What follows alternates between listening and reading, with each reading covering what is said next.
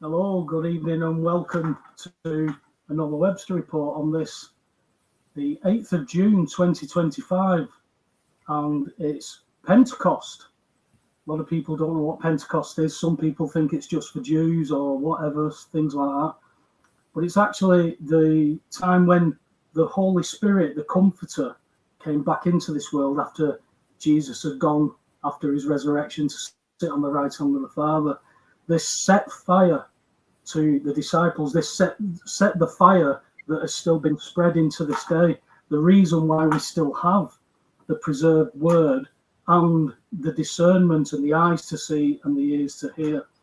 So it's an important day for Christians today. It's not just for Jews.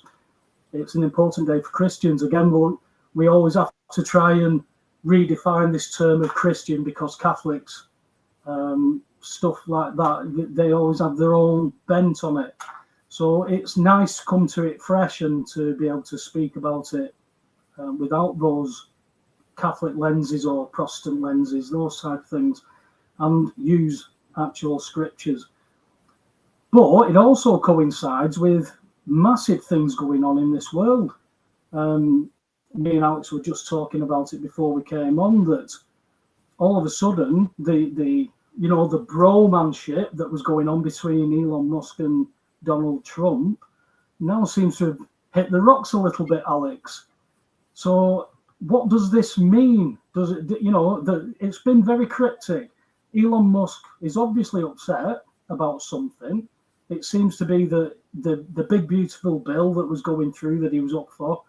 He doesn't seem to be getting his grabbing hands onto NASA and hoping to get, go to Mars project or whatever it is on that.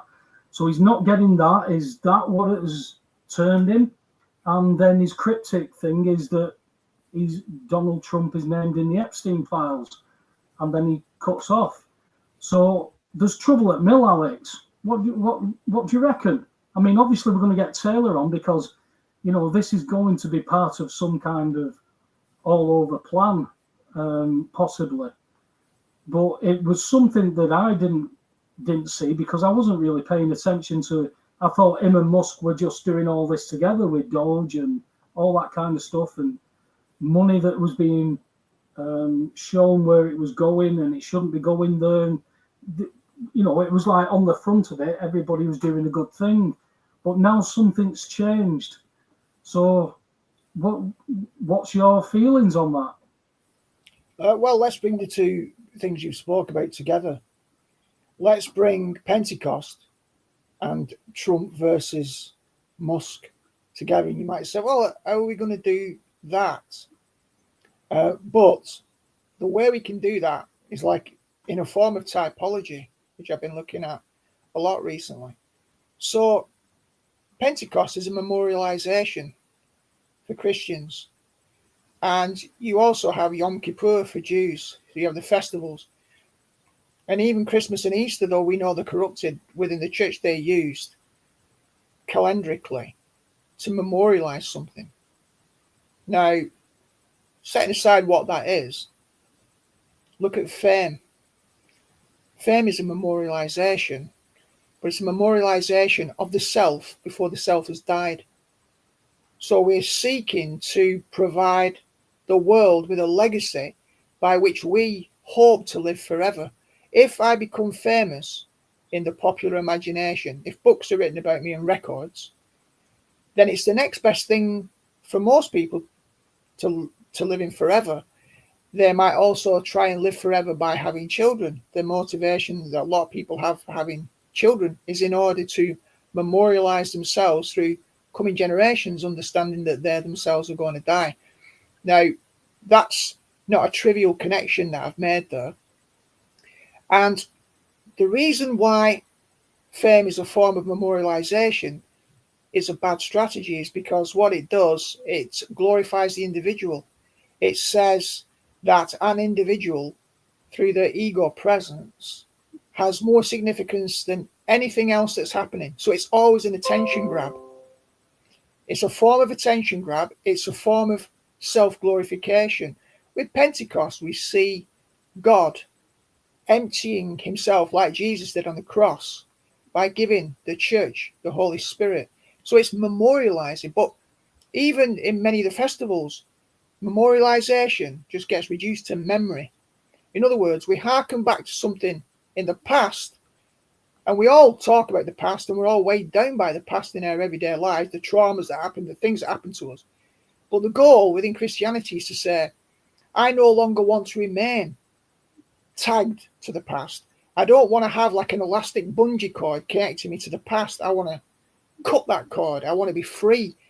So there's a funny thing about the past. It can keep you anchored in a way that's unhealthy. But the point about memorialization is it's supposed to be something that's healthy by recalling a significant event. In the case of Passover, the whole thing that precedes the Exodus, the point that liberates us, that really shows God's intervention in the world for his people before the final act of liberation. So when we memorialize in that way, when we memorialize healthily, what we're actually saying is we want to bring that which was significant in the past into the present and forward into the future. So it's like a living tradition rather than a dead one. Jesus criticized a lot of the Pharisaic and scribal traditions because they became dead. They merely memorialized the past. They said, oh yeah, we're children of Abraham. John the Baptist criticized that. Said, God can make children out of these very stones. You've got to do better. So it's got to be not a memorialization as memory from the past, which keeps you anchored to a past and making claims on things that happened in the past. Life is now.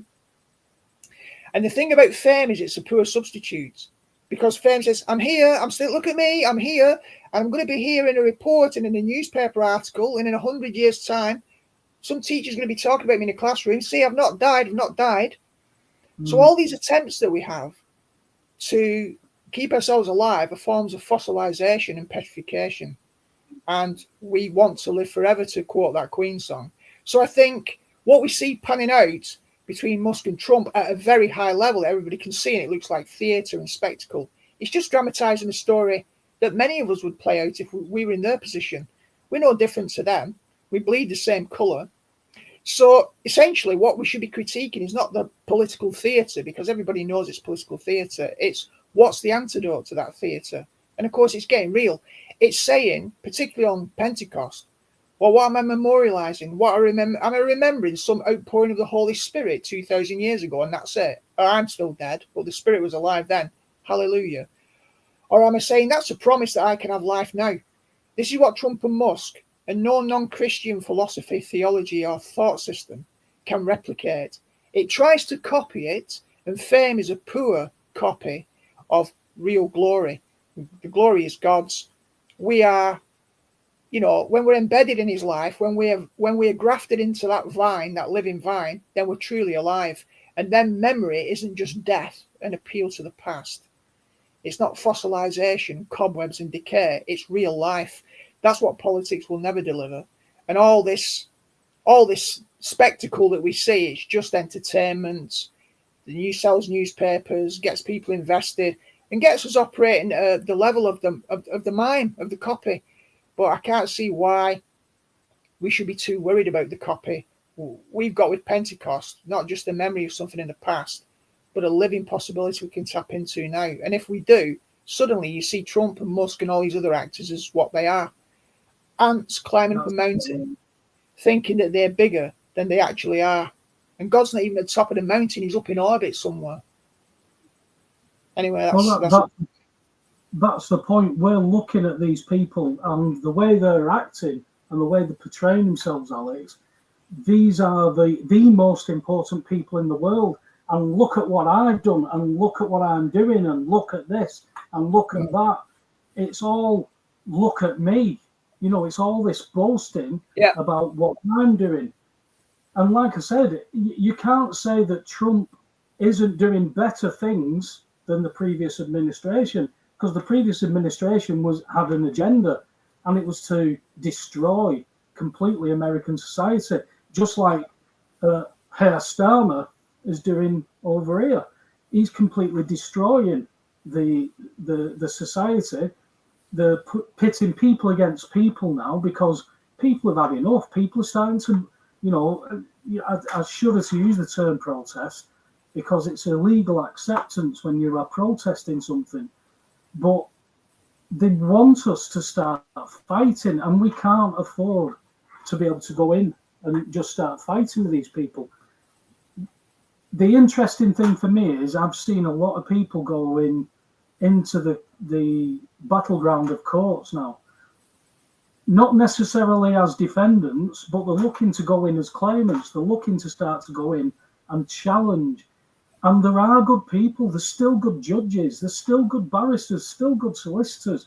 It's just if you can give them the right information, where you're basically boxing them into a corner, but you give them an out. It's what you do with judges. You box them into a corner, but don't leave them there. Give them the out. Give them the option. This is how we start to gain the ground back, because as I've always said, the system works perfectly. It's how we engage in that system, how we've been taught to act, and the terminology that we act. I was in a group the other day, and there was a post on about talking about council tax being illegal. It's not an illegal tax. Council tax is not an illegal tax. It's a commercial tax that's being applied to non-commercial property. But that non-commercial property was registered in such a way that it can be deemed capable of being commercial. But it's not commercial. So as soon as you go into the court and say it's not commercial, the judge should just go, oh, all right, well, it's not applicable right now. Boom, next case. That's how easy it should be. But it's when you've got judges going back over paperwork for 3 years, 4 years, to try and find something that he can shut the case down over. And when we start to say, though, council tax is an illegal tax, it's giving them, in my opinion, it's giving them ammunition to be able to shut that case down. So we've got to start using the correct terminology and correct words. My mum always told me, Alex, understand the words that you use and in the context, and what I now know, in what jurisdiction.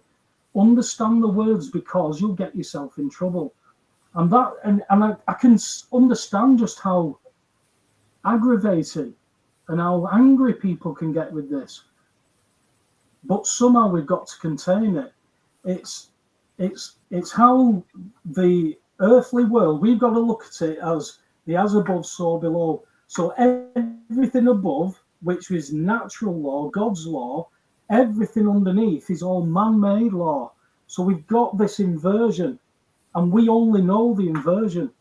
That's why it's important to be able to have these conversations, to be able to bring scripture, to be able to bring the Bible into this world of legalism, because for me, that's the remedy, Alex. All the remedies there. I mean, we can argue about, well, you shouldn't use that name, you shouldn't do this, you shouldn't do that.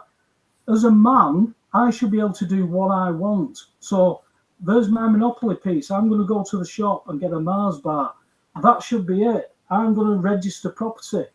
That should be it. I should be able to register it in a name that I can use for my benefit. Because when we were registering all this property, it wasn't so they could steal it. It was so that a man was registering it with the government for them to look after. The problem that I've got is the presumption is that I'm not there. They've got the property and they're looking after it, but I'm not there. So it's how we rectify that. And, you know, we can sit around and we can argue with each other over keyboards and stuff like that. That's not what we're here for. We've got to be in the courts, but not of the courts. So we go into the courts to do what we need to do, but going into these courts, we can see that they're short. So it's what remedy do we get? How do we open these courts up and get them to the right courts? Somehow there's got to be enough people that have come together to be able to box them into these corners. I don't think it's a technical or a logistical issue. It looks that way. Enough people sort of doing it technically correctly from a manual. I think if we go back to our archetypes we were talking a while ago and that we taught down in Ilfracombe, what you're dealing with these courts is the trickster in costume. And what's happening is that they've got not just jurisdiction commercially under naval, and there you are in the dock. You've got this judge with a gavel and a wig and his sort of cloak, and he's in costume. He's operating like a trickster. So the whole thing about the commercial jurisdiction, as you rightly say, the trick is to get people to say it's illegal. But why are they doing that though? Not because of a technical point that they didn't understand in a manual, but because they lack discernment. Why do they lack discernment?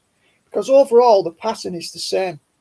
They believe in sovereignty and autonomy. So you remember when we spoke to Mike McElwee down in Devon, and he was insisting that there's a particular approach that you can take by being, right with the judge and having the right manners, the right way, and very Christ-like. But then when it came to actually acknowledging, he was saying, well, yeah, we need to talk about how we're coming in the name of Jesus. When he said he doesn't even necessarily believe a historical Jesus exists.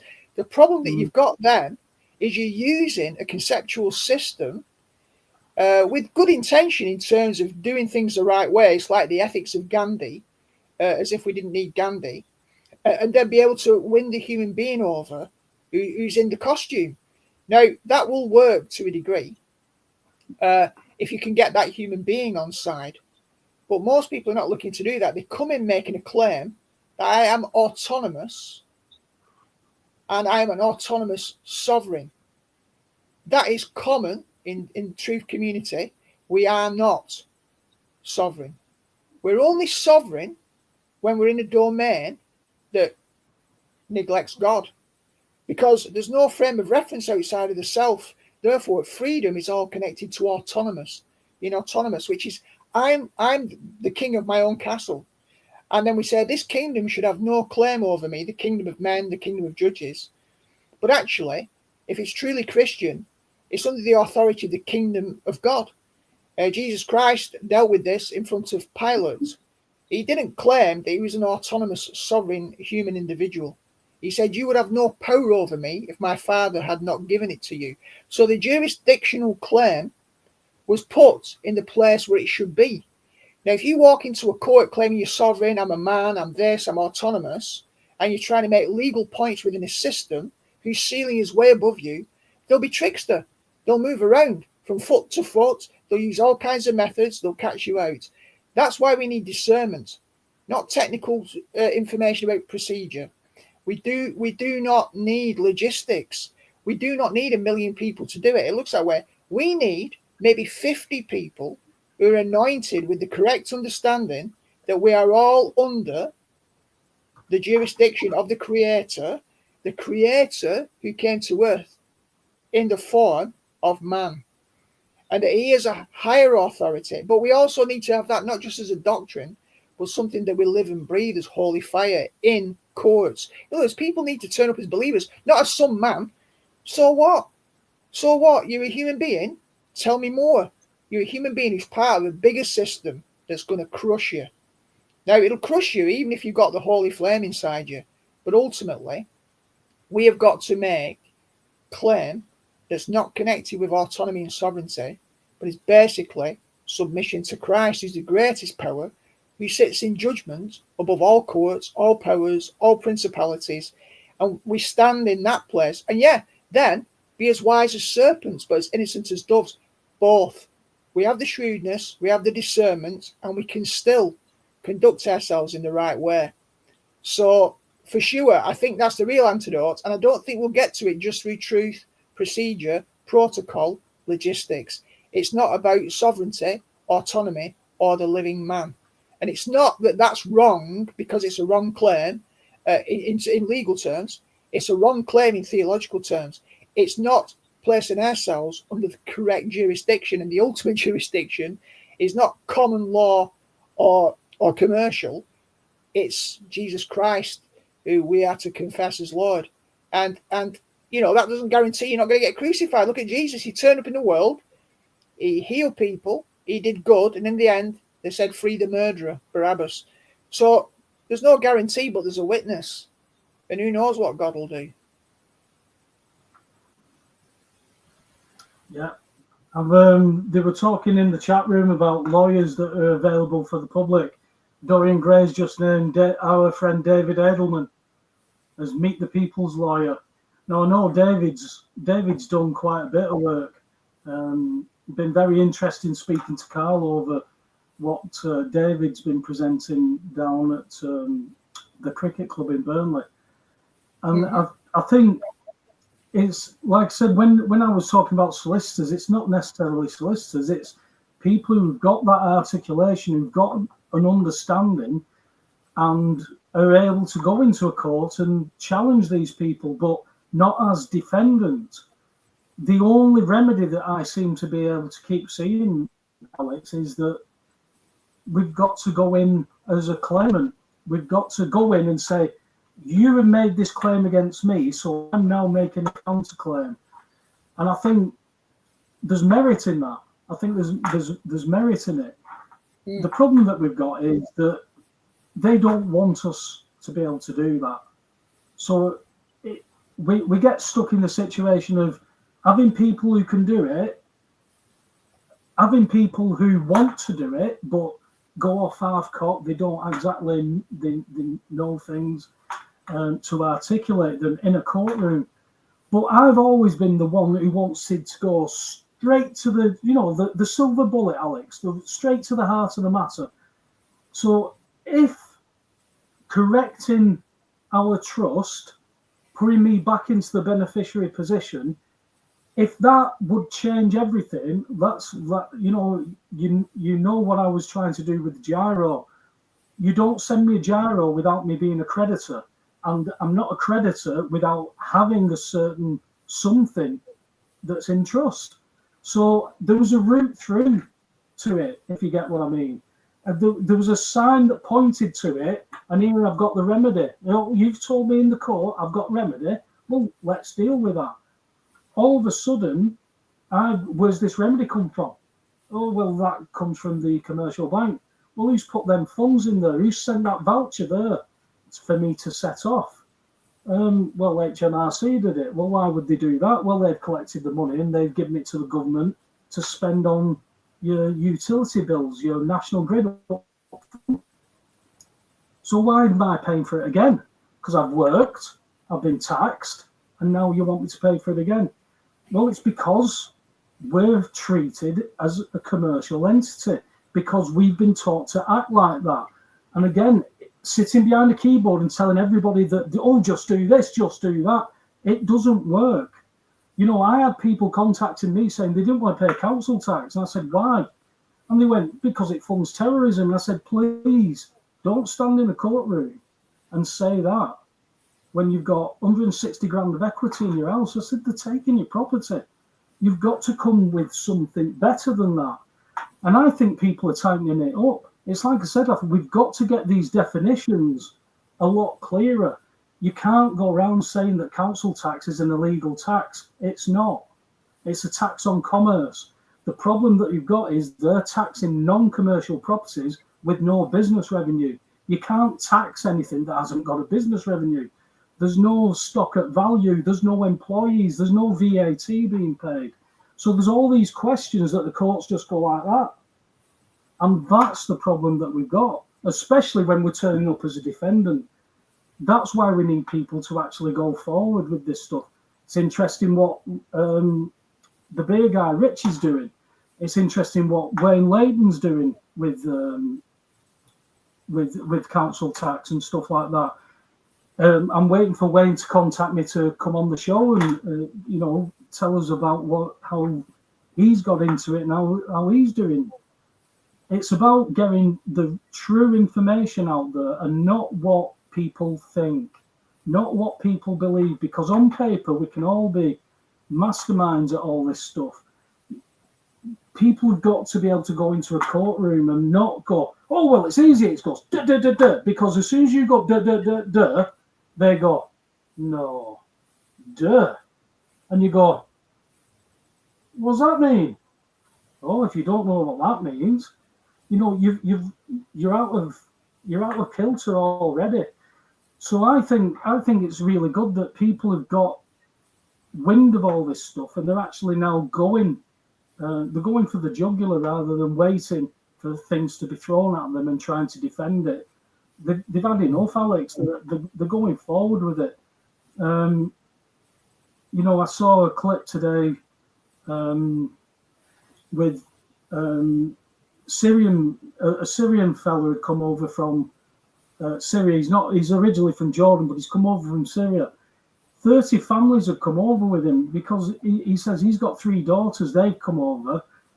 He's getting 500 quid a week because Ireland paying that, and he can be a Muslim here. But in Germany and in Sweden and stuff like that, it wasn't as good a deal. So you're thinking, so people over here, they're getting a better deal off us. Well, why? Why are they getting these deals, Alex? What's in it for them? These people are coming over with different cultures. And as soon as we start saying, well, where's our culture going? You're a racist. You can't keep doing this to people because we know where it goes. People have had enough.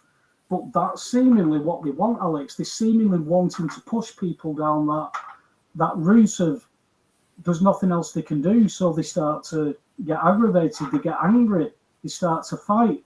Well, now what we're seeing over in America, the National Guard's just gone into LA because of the protests that are going on. So the stuff that's going on over there that people will say, yes, that's what they deserve. Get them in there, get them dealt with. Well, that's like a problem reaction solution, isn't it, Alex? Oh, look at that problem. Well, you've reacted. Well, we've got a solution. We'll just put martial law in and we'll get them off the streets. Yeah, that's what we need. Well, didn't Hitler do that? He didn't force anything on those German people, did he, Alex? No, he didn't. But I think, again, it's a tough one because I think when we resist, there is the potential to, gain ground. But I think you've got to put it from a Christian point of view, watchers, in an eschatological perspective, because eschatology just means end times, or, if you like, the ultimate point at which there is consummation. If you put it in eschatological perspective, it's like, well, why are we fighting these battles? Are we fighting these battles in order to turn this ship around? Do we believe that that is what's called for at this time? It doesn't mean there's no value in doing it. There clearly is. But I think we can get lost. The risk is that we get lost because do we believe that we're going to usher in a new golden age? That lies along the axis of Trump coming in and ushering in a new golden age, and then doing all the millennial theories about the 1,000 years, and a lot of people believing that it's going to get turned around and that we're going to have 1,000 years of peace. And then you get into all the conflicts about proclamations of peace when destruction's about to come. So the question is, it comes back to discernment again. We need to be able to discern what's the point of propping up a building that's going to fall down anyway. So we need to have some sort of sense of, we are part of this. We're part of the Petri dish. So we don't have the outside perspective, but from inside the Petri dish, where we're just all specimens, we've got to have, or try and build some sense. Where's this all going? Now, if you're not grounded in the Spirit of God, which is what Pentecost is all about as a believer, you're going to have a skewed vision. And you're going to believe that it's possible to usher in this 1,000 years of peace, this turnaround. If just enough of us do this, we can redeem this system, which, as you say, is fit for purpose. The point is that what God is doing right now? Is this what all the timelines for what we see? Because the court system in the UK is part of a much bigger geopolitical and international system where many other things are going on. So we need to have broad spectrum awareness of many, many different things that are going on in our world to attempt to step back and see what plot lines are unfolding here. Because if we listen to the noise and we get too focused on shaking the fist against a certain form of injustice, we could be being distracted. I mean, decoying, distraction is another big thing that can tie up our energy. So we've all got to decide personally what battles we should fight. And they're not always about justice. Sometimes you might let some issue go that's about justice because there are other more important things to attend to. Because you can't attend to all of them. You're just one human being. Now, if you've got some inner child wound driving you, you're shaking the fist, then you're doing this to try and correct all the times when you were powerless as a kid, then you're actually in trouble without realizing it. And you'll be being driven by a deeper force that you don't even understand. It will have possessed you. Your old wounds are possessing you and driving you into a righteous battle. And you just believe because it's aligned with common law that that's what God wants. Not necessarily. Possibly not. The point again is there's no right or wrong objectively. We've got to discern. And by what do you discern? The Spirit of God. So if you've not got the Spirit of God, you're not going to see straight. And this is 2 Thessalonians chapter 2. Because of failing to love the truth, people will believe a lie because they've not got that right spirit within them. We might call it strange fire, which was an Old Testament term, worshipping at the wrong altar. So we need the holy fire, and that's what Pentecost was about. Sorry to keep bringing it back to this, but I think it's important because everything has to be understood in context. And if we're not aligned, if we don't have a devotional approach to life, if we don't contextualize ourselves properly under God, we're in the wrong order. We've somehow moved the agenda, and we're fighting battles that we believe in just because they're just right or correct wrongs. Justice, right, and correcting wrongs is not something that Jesus did when it came to his own life. He didn't speak a word. He allowed the system to do its worst. Sometimes you should speak out. Sometimes you should refuse to speak out. And the answer to that will never be found in a textbook. It's got to be based on your individual discernment in the context of your own life and your assessment of what's going on in the broader world generally and what God's actually doing. It seems to me that's the only way to have peace.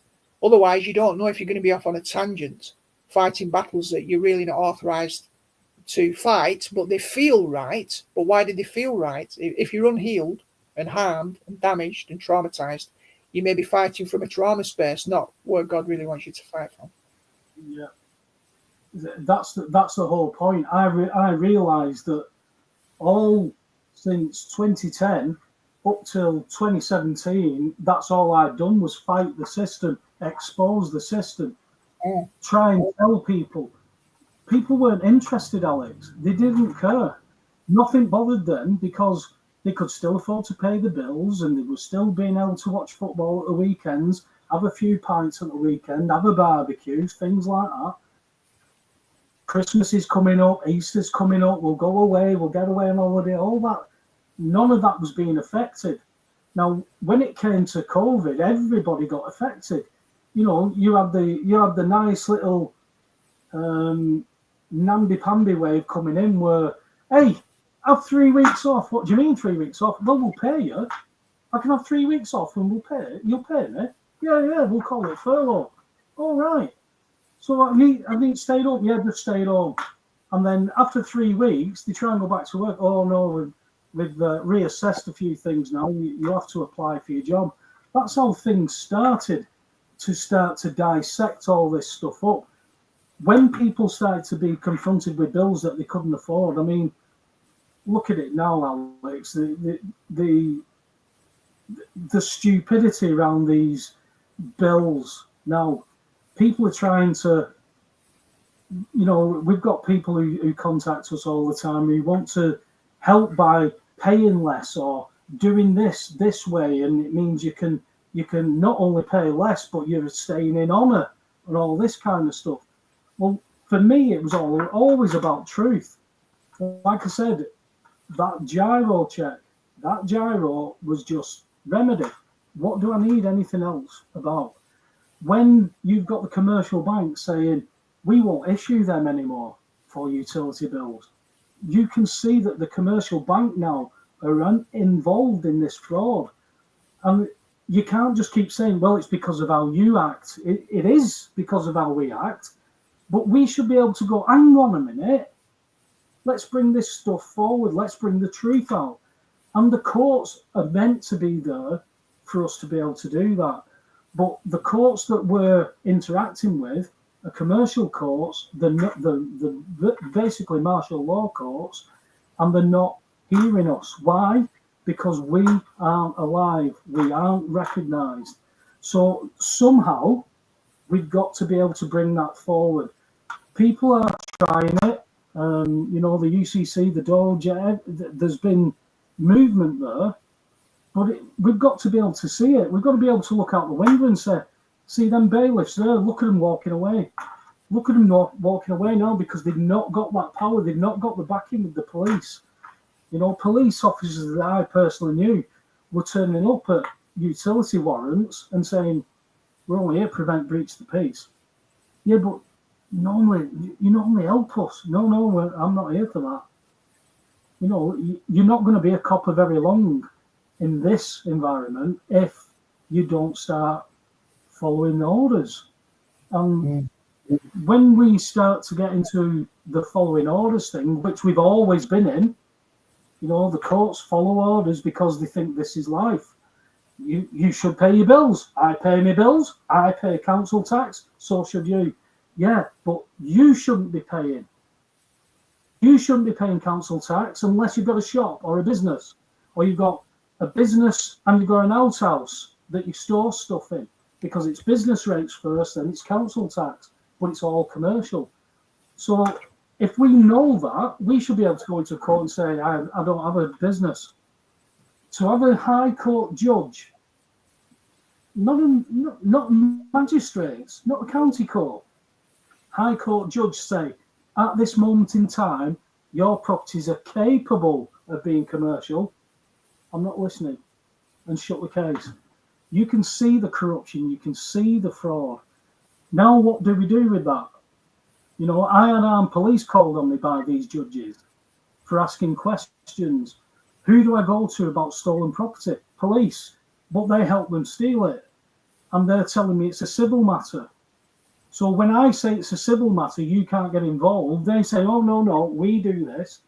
We're going to sell the property and then we'll split it. Where'd you get your authority for that? It's because of all the presumptions. The property is presumed capable, at least, of being commercial. So we'll stay there. And as long as they don't touch on that, we're fine. The problem is, how do we change that property from being commercial to absolutely not commercial? You know, you could even say, I'll come and tell you. I'll inform the council if I open it up as a shop. Then council tax will apply. How do we grab hold of this, Alex? How do we stop it? That's what we were trying to speak to people about 10 years ago. Now we've come back to the same place where people are going, well, they fund terrorism with that. It's not going to work. You know, you're playing into these people's hands by saying things like that. We know how pertinent using the wrong word can be for these judges. Just gives them that little escape valve, and then they shut you down. And that's what we've got to curtail. And by using language that isn't precise, you know, we give them that.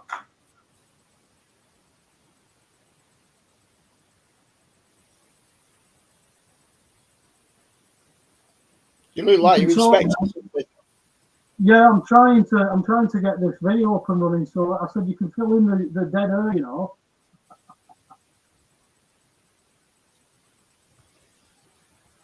Yeah, well, again, I mean, what you were saying, when you're looking at these situations in courts, we're dealing with a cultural phenomenon of lawlessness. So you would expect that to colonize every part of the house. So it's like, how do we really address lawlessness? Well, again, it helps not to be lawless yourself and to be operating in a certain jurisdiction that's not about law. Or maybe it's divine governance, or you know, how you want to see it. But to not be lawless is the most important thing. And we've got lawless systems. Lawless systems are not voluntarily going to stop being lawless. Yeah, and that's what you brought it back to. The lawlessness that's going on now.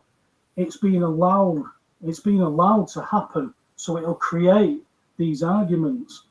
Yeah. If I can just, let's see if I can get this up and running. If we can just have a look at this, what's going on.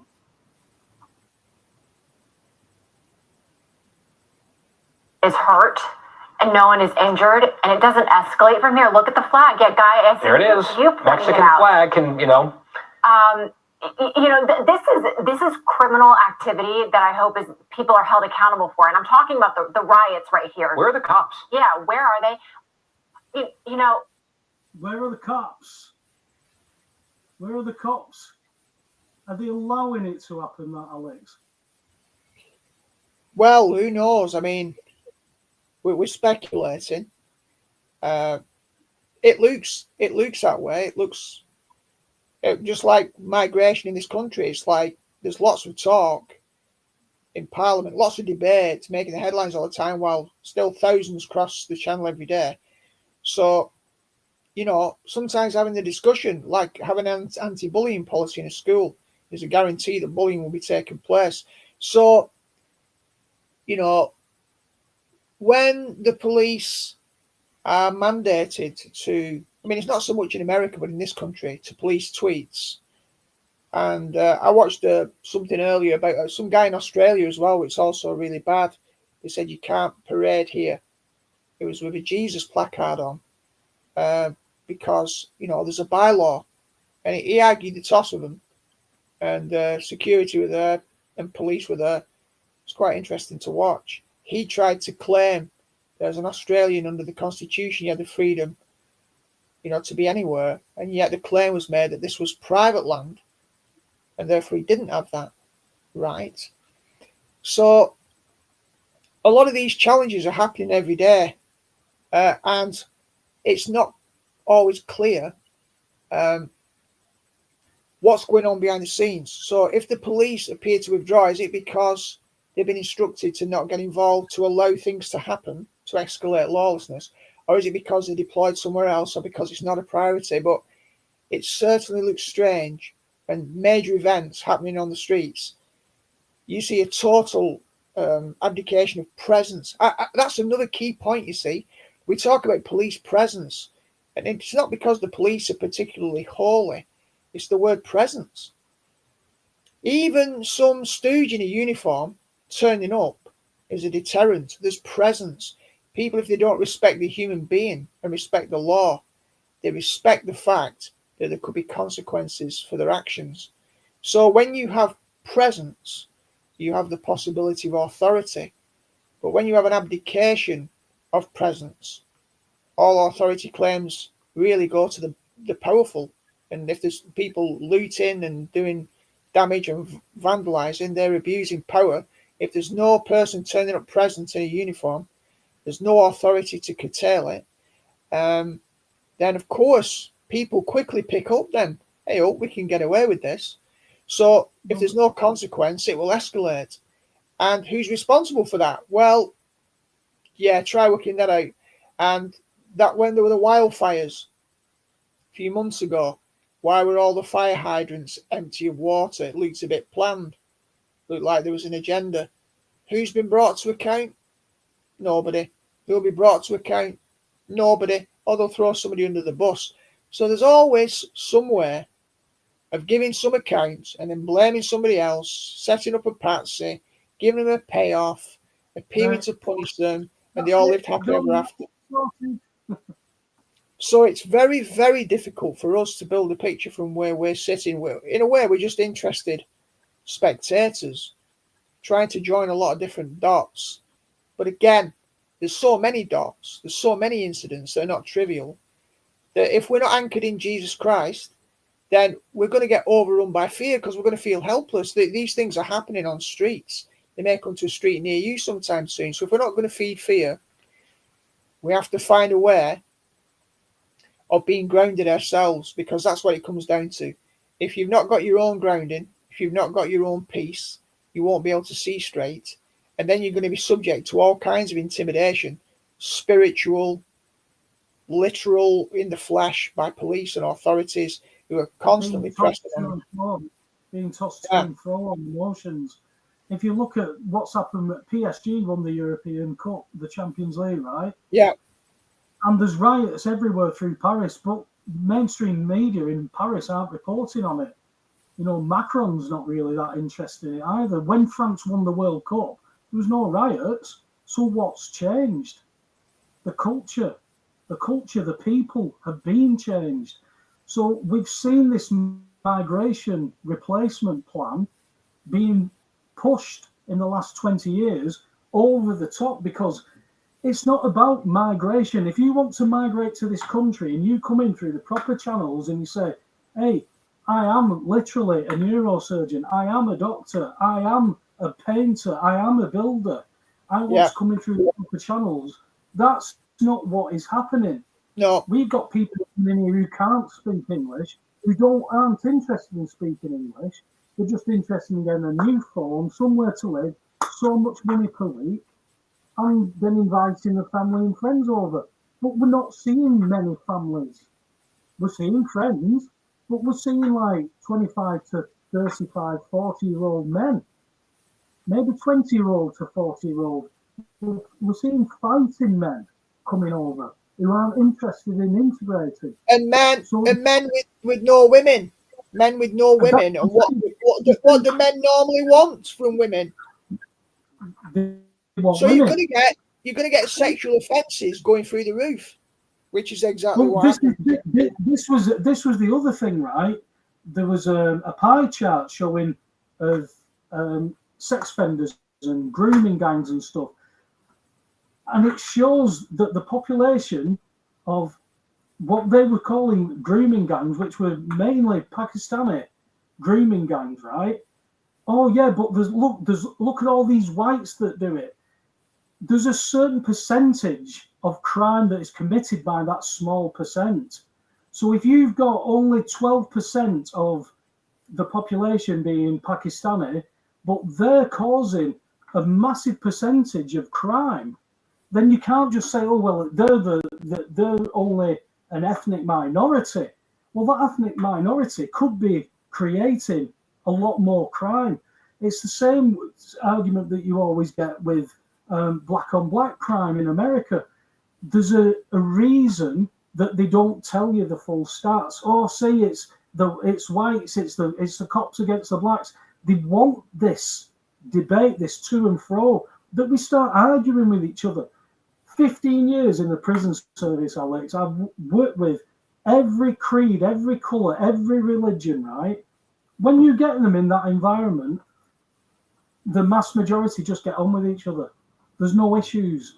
They just get on because they're in this environment. But when it's fed, when it's being politicised, when you've got groomers within jails who are trying to make people fundamental, stuff like that, we've got that going on in the jail system. But we've got everything else going on as well. We've got prison officers now who they've lowered the standard of the staff coming in. We've got record numbers who are being encouraged to resign, who are being arrested, who are bringing things in. We never had that up until the destruction of the prison service over the last 15 years from the top down. So if that's happening in the prison service, we look to the NHS, top down, destroyed. Police, top down, being destroyed. We're having sergeants who are 24, 25-year-old boys who've come straight out of university, but they're verbatim on civil law, Alex. They're not interested in common law. They're not interested in constitutional law.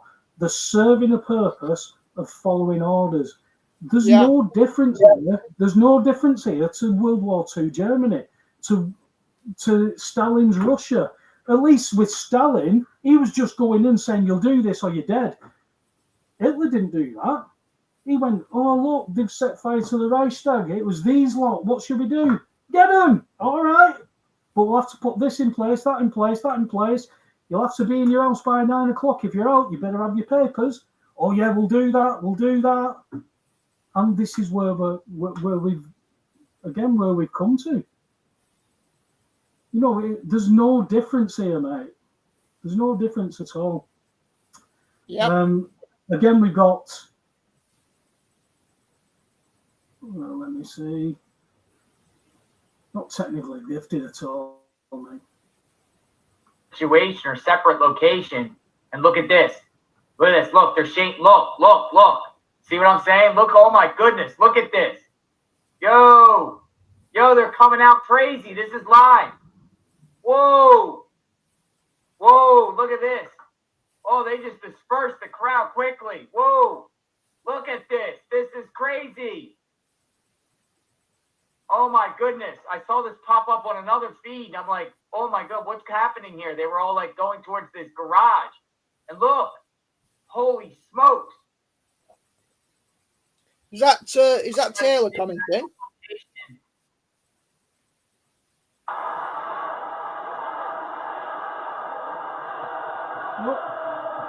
Go on that on. Right, there you go. No, I think that was Taylor. Paul, I think that was Taylor commenting on that last clip. I think he's been moonlighting, and I think he's got a secret second job commenting on some mainstream news network. I think he needs to tell us when he comes on what this moonlighting is all about.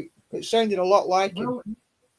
He said he's got things to say. We want to know about Musk. We want to know about these clips that I've just shown, not the 3-all draw at Anfield, but the clips that we've just shown where you just seen National Guard coming out in a platoon, in a squad like that, and they just disperse the crowds. Now you're going to get people applauding that, but how long do we leave them on the streets? How long does martial law last? How long does an executive order last? You know, we've got to be careful. I can't get away from it, Alex. We've got to be careful with what they are putting in front of us, because we're going to have multiple choices, but we're only going to have choices of what they give us unless we do something different. And that's going to be the interesting aspect. Well, we're coming up for 9 o'clock. It's just coming up for 5 to 9. So let's bring in our American correspondent, if he's there. Are you there? I'm here. Yeah, I'm here. The thing will load. Yeah. There we go. Yay, we can see you. There we go. So, did you see those clips, Taylor? Oh, yeah. I've seen those clips before, too. Right, so what's your take on this? You're the American correspondent. LA is not that far away, is it, from you? It's quite a ways away. It's on the other side. It's on the opposite. It's on the opposite end of the country, but not on the opposite right end. It's on the south end, if that makes sense. Okay. So this isn't going to affect you.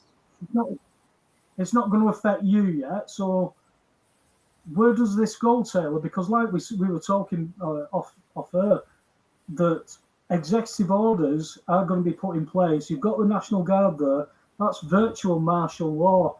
And I remember I saw when I mentioned it, you had this grin come across your face, because I know that you want these people sorting out. You know, it's sometimes, I remember you made a comment a few weeks back, sometimes it's the only way, crack a few eggs and stuff like that.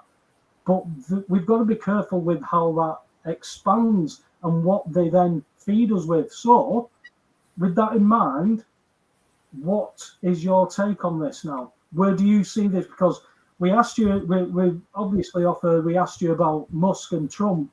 They were buddy, and now they're not. So let's start there. What is that about, and why is it happening like that? Okay, so first off, oh my God, these pop-ups are so annoying. Okay, so let's go ahead, and I'm going to go ahead and share my screen for this. This will be the backdrop for that, for the question you just asked, because this is actually something I was going to talk about. It's pretty... Okay, let me just say this. When I heard this news about the Musk thing, I laughed. I'm like, oh my God, people are actually falling for this crap. And second, after that, I was just like, wow, I can instantly see the purpose of this move.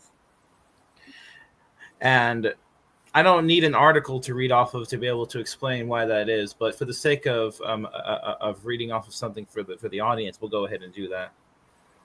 So, The sudden scripted quote-unquote split between the fictitious character Elon Musk and the committee which posts on behalf of the retired Commander Trump has gone public, meaning far beyond the internet echo chamber and into the living rooms of every bewildered boob in American normiedom. The spat had been brewing for a few days, but took an unexpected and explosive turn when Musk posts that Trump is on the Epstein Israel island list, and that the reason that the files haven't been declassified yet is that Trump is being protected, presumably by Attorney General Bondi and FBI top dogs Bongino and Patel, who are all acting scared. Is it really even necessary for the editorial board of the Anti-New York Times to have to spell out what the purpose of the scene is? No, it is not. But for the benefit of the black pill and sunshine patriots remnants out there, let's do it anyway in bold red letters. Musk's accusation against Trump, the bait, will be used to stage the I'm not even going to try to read that, of under submission demon rats and their duped camp followers into demanding the long-awaited and unredacted release of the Epstein files, thus forming a coordinated drama-building Q-right/Q-left pincer attack on this issue. How long this scene will take to play out in this tiresome drama is anyone's guess. We don't do dates anymore. I don't either. But that is the play here, as numerous post statements by various liberals demanding the Epstein files already indicate. And here's the famous the now famous Elon Musk drop right here on Twitter. Here's some grok images, and this is another one of those infamous images. The Democrat part. Let's see. Here's the thing, and I agree with this. The Demon Rat Party would not be stupid enough to fall for Q's pro wrestling show. Their Twitter/X, which is now calling for the release of the Epstein files, is also under submission to the White Hat scriptwriters.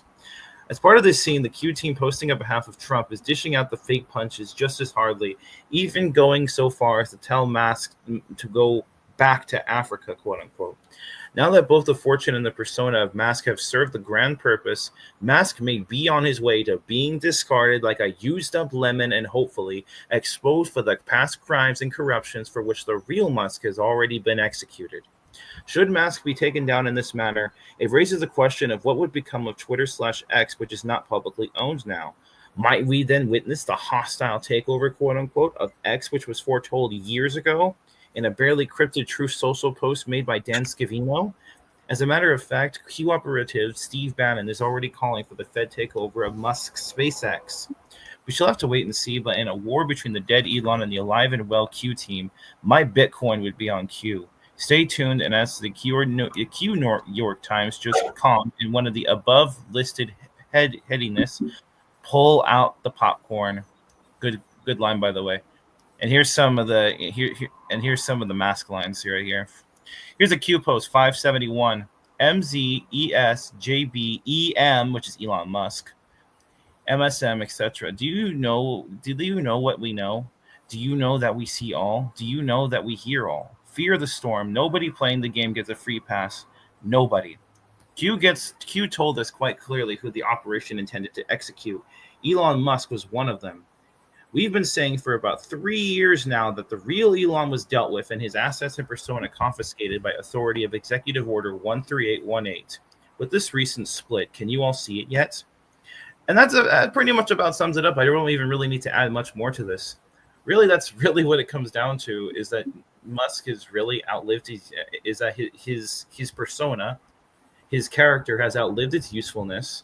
And now it's about time to, thankfully, and this is why this actually made me happy when I heard about this, is exposing the past crimes of this former deep state piece of you know what. Oh man, and right, this actually. Hang on. So the Elon Musk that we have eyes on, that's not Elon Musk. Is that what you're saying? Yes. What happened to the real Elon? Most likely executed in Gitmo some years ago, as was foretold to us by Q, as well as what happened with Biden, Hillary, etc. There's several others like this. Netanyahu, it's another one. And also, I should add that the last time I can recall that you can tell that the real Musk was on the scene was probably around 2019, maybe 2020. See, that's the thing about the walk downs. How could we tell that? Well, first of all, you can tell by the facial features, and you can also tell by the attitude, the things he's saying, and all that stuff. See, a person's character won't completely change right off of the bat unless there's something going on. And again, you have the mask lines, which go all the way back to before he quote unquote bought Twitter. And again, you have executive. I have to say, I have seen evidence of people wearing masks, but to say that Elon Musk is gone, Joe Biden's gone, Jill Biden is either in on it or she's been duped, that can't. Oh, she's definitely gone too. She's another one of those people. I mean, did you see the? What you're saying is we've got all these play characters that aren't real, so it's all like they're all on the same side. Is Trump real? Is he in a mask, or is he Trump? Well, that's a good question actually, because there are times where it does feel like that it's not really him. He's definitely not the one posting all this stuff on Truth Social, while at the same time running the White House. He has his own team do them. He has them part of the White Hat team doing it for him. Same thing with the Elon Musk account. And it really goes to show that if this was the real Elon Musk, how is it that he's running all of these billionaire things at the same time in the White House at the same time, and yet he's constantly 24/7 posting on social media, like on Twitter and Truth Social? That's another indication right there. It's like you think that someone like that would have something better to do. But anyway, yeah. So you have that, and again, I've mentioned this plenty of times before about Musk and about Executive Order 13818.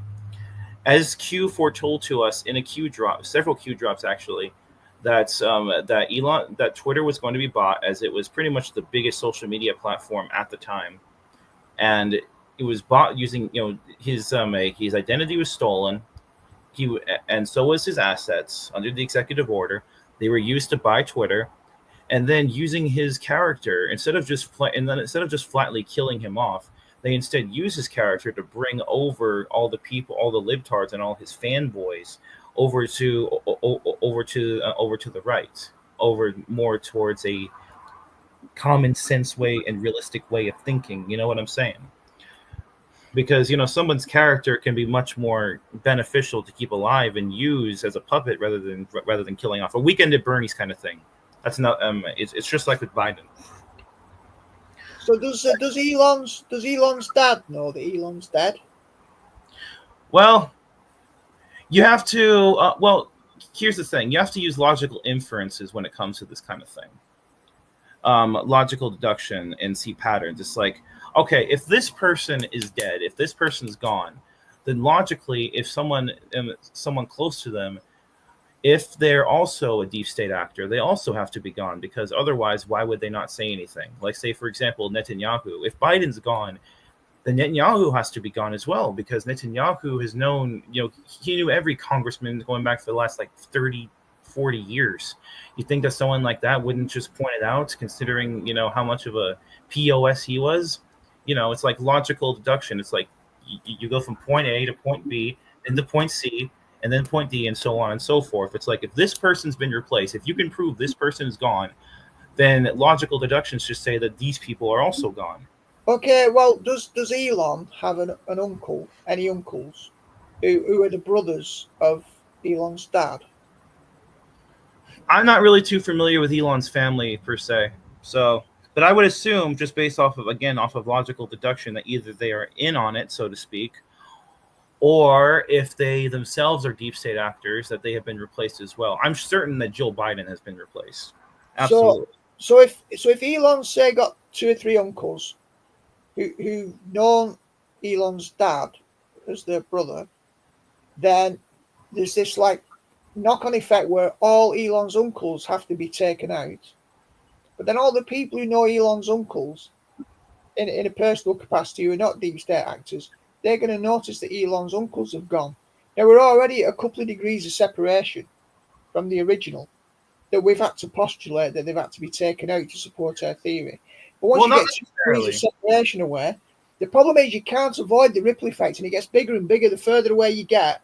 There are more and more uncles, and uncles who are connected to children and others. So for me, it's like, how do we stop the avalanche? Because you can kill so many of them around the original, but that just creates a bigger problem. So I still struggle, because I think we've got to ask the question of coherence. How do we stop the cat getting out of the bag? It's not as easy as we might imagine. Well, here's the thing, is that you don't necessarily have to have to get everyone on board with it or kill everyone off. All you have to do is just, when it comes to when it comes to like low-level players, you go the route that the deep state used to go when it comes to their organizations. You know how they would go from a top-down kind of thing, where only the people at the very top would know the absolute truth, and those who trickle down don't really know what the bigger picture is all about. And so it comes back to that. You can fool. All you have to do is just replace the characters. See, that's the thing, is that this altruistic fallacy of saying that something is impossible isn't necessarily a reasonable excuse when you consider the fact that the White Hats have control of the Wizard of Oz machine. I mean, let's take a look back at 9/11, for example. Everyone, okay, so you have the planes. That was a whole big issue. You have the Twin Towers coming down. You can't necessarily say that every single person in New York City was in on it. So they themselves would have to be fooled. And it's the same thing here. Same thing with JFK, et cetera, et cetera, et cetera. You have the top who know the truth, and then you fool the people that are more trickled down. If someone's too close, obviously you can't fool them. But that's when it comes to making deals and stuff like that. See, that's the thing, is not every deep state actor was taken out. Only like the really big and important ones, like say Bill Gates or Fauci's, et cetera, et cetera, et cetera. All you have to do then is just make deals with the rest of them and say, okay, you can either continue to work but under our directions, or you can go to Gitmo for the rest of your life and have all your crimes exposed publicly. Okay, Taylor, let's just say then that Billy Gates has been taken out, and it's for a reason strategically. Why then would Billy Gates still be sending out vaccines and doing the job that the old Billy Gates was doing? For what reason was Billy Gates replaced? The optics, because we could say, let's take Billy Gates out and replace him. But who are you replacing with? Does the behaviour radically change after the replacement? I mean, do we have any metrics or analytics as to work out the point at which they were replaced, and then as a marker to that, how their policies and approaches changed, not just their physical appearance, whether there were mask lines? You know, have we got access to the data and the correlations that demonstrate that the replacement wasn't just the same person doing what Gates did, like distributing vaccines, selling them hardcore? I mean, we've got to have some contrast in the data. So have you got any of those sorts of metrics? Well, I can't show them on screen, but what I will say, however, is that you can look at a lot of these different characters, Elon Musk, Biden, Hillary, etc. Not only, of course, now with a lot of these people, let's say Andrew Cuomo or what's his name, Gavin Newsom, etc., etc. Like a lot of these people, not only, like, first of all, you can look up articles of these people looking way different than they used to. That even mainstream media sometimes reports on that. They don't come at it from a replacement kind of view, obviously, but they'll point out and say, this person looks different, and then they'll give the excuse of, oh, they had plastic surgery, or they're getting older, or whatever. But as well as that, you can also look into their actions and say, hey, look, this person is doing some very strange things that they wouldn't necessarily do if they were the same person as they were before. But let's take, for example, the Democrat Party. This isn't a particular person, but just the party as a whole.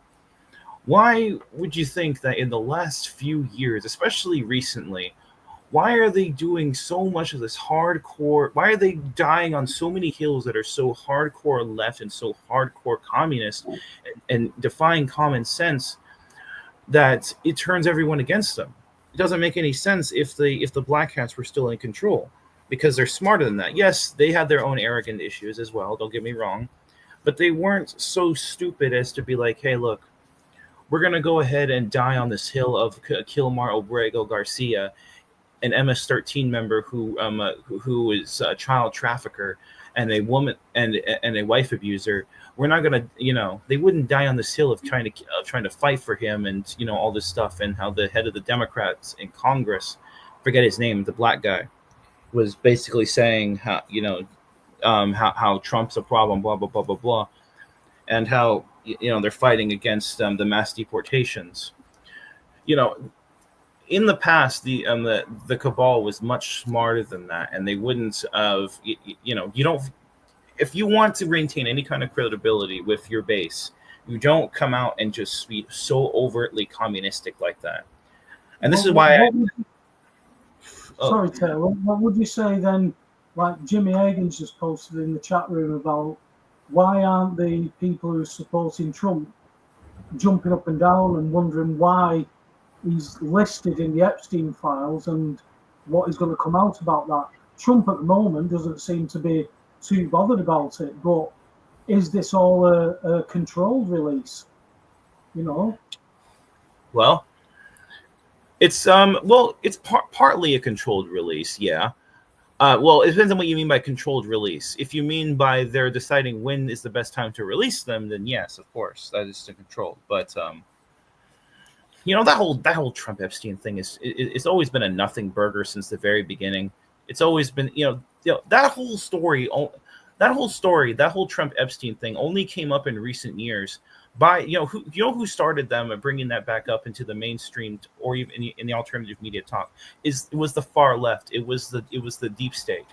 They were the ones who throw that story around to try to kill Trump and his in the White House during his first term.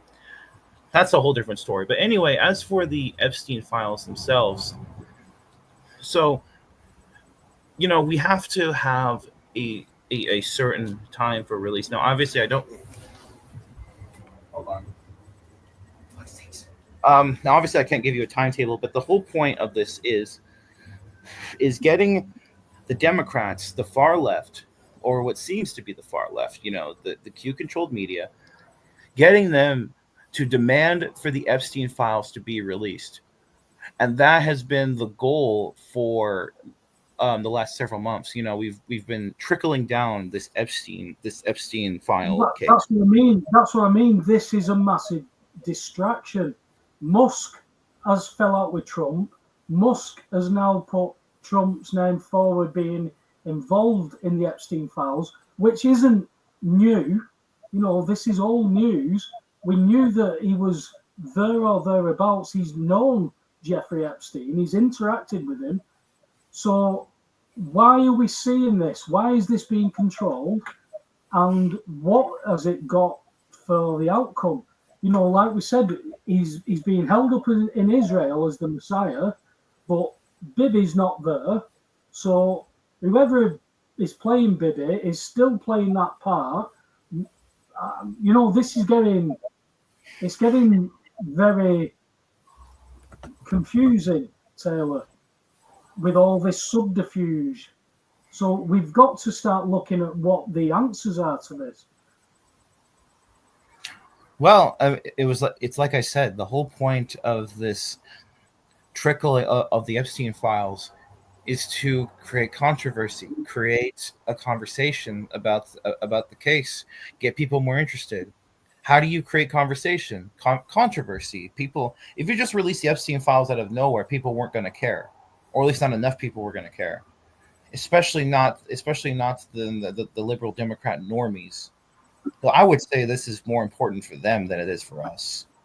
But regardless, it's to get as many people interested as possible. You get if you get the CNNs of the world, the NBC, the MSNBCs of the world, the BBCs, etc. You get them on board with wanting the Epstein file, demanding the Epstein files be released.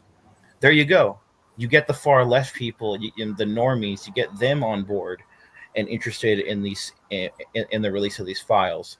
And then on top of that, not just the release of the files themselves, but also for the files information to be revealed on mainstream media, which, let's be real here, you can release as many files as you want to an internet base. But if it's not being promoted by the head at the top of Mount Doofus, then it's not going to matter, because people are just going to be like, oh, no, the TV didn't tell me about it, etc., etc. So that's what this is all about. As for the Musk, oh my goodness. So like I said about Musk, this seems like a good opportunity to expose his past crimes, just like they did with what's his name, John McCain. That's another one. Do you think that the Musk, whoever it is, Musk, doing this now, will end up barreling back on him and blowing Musk out the water for all the things that he's been involved in?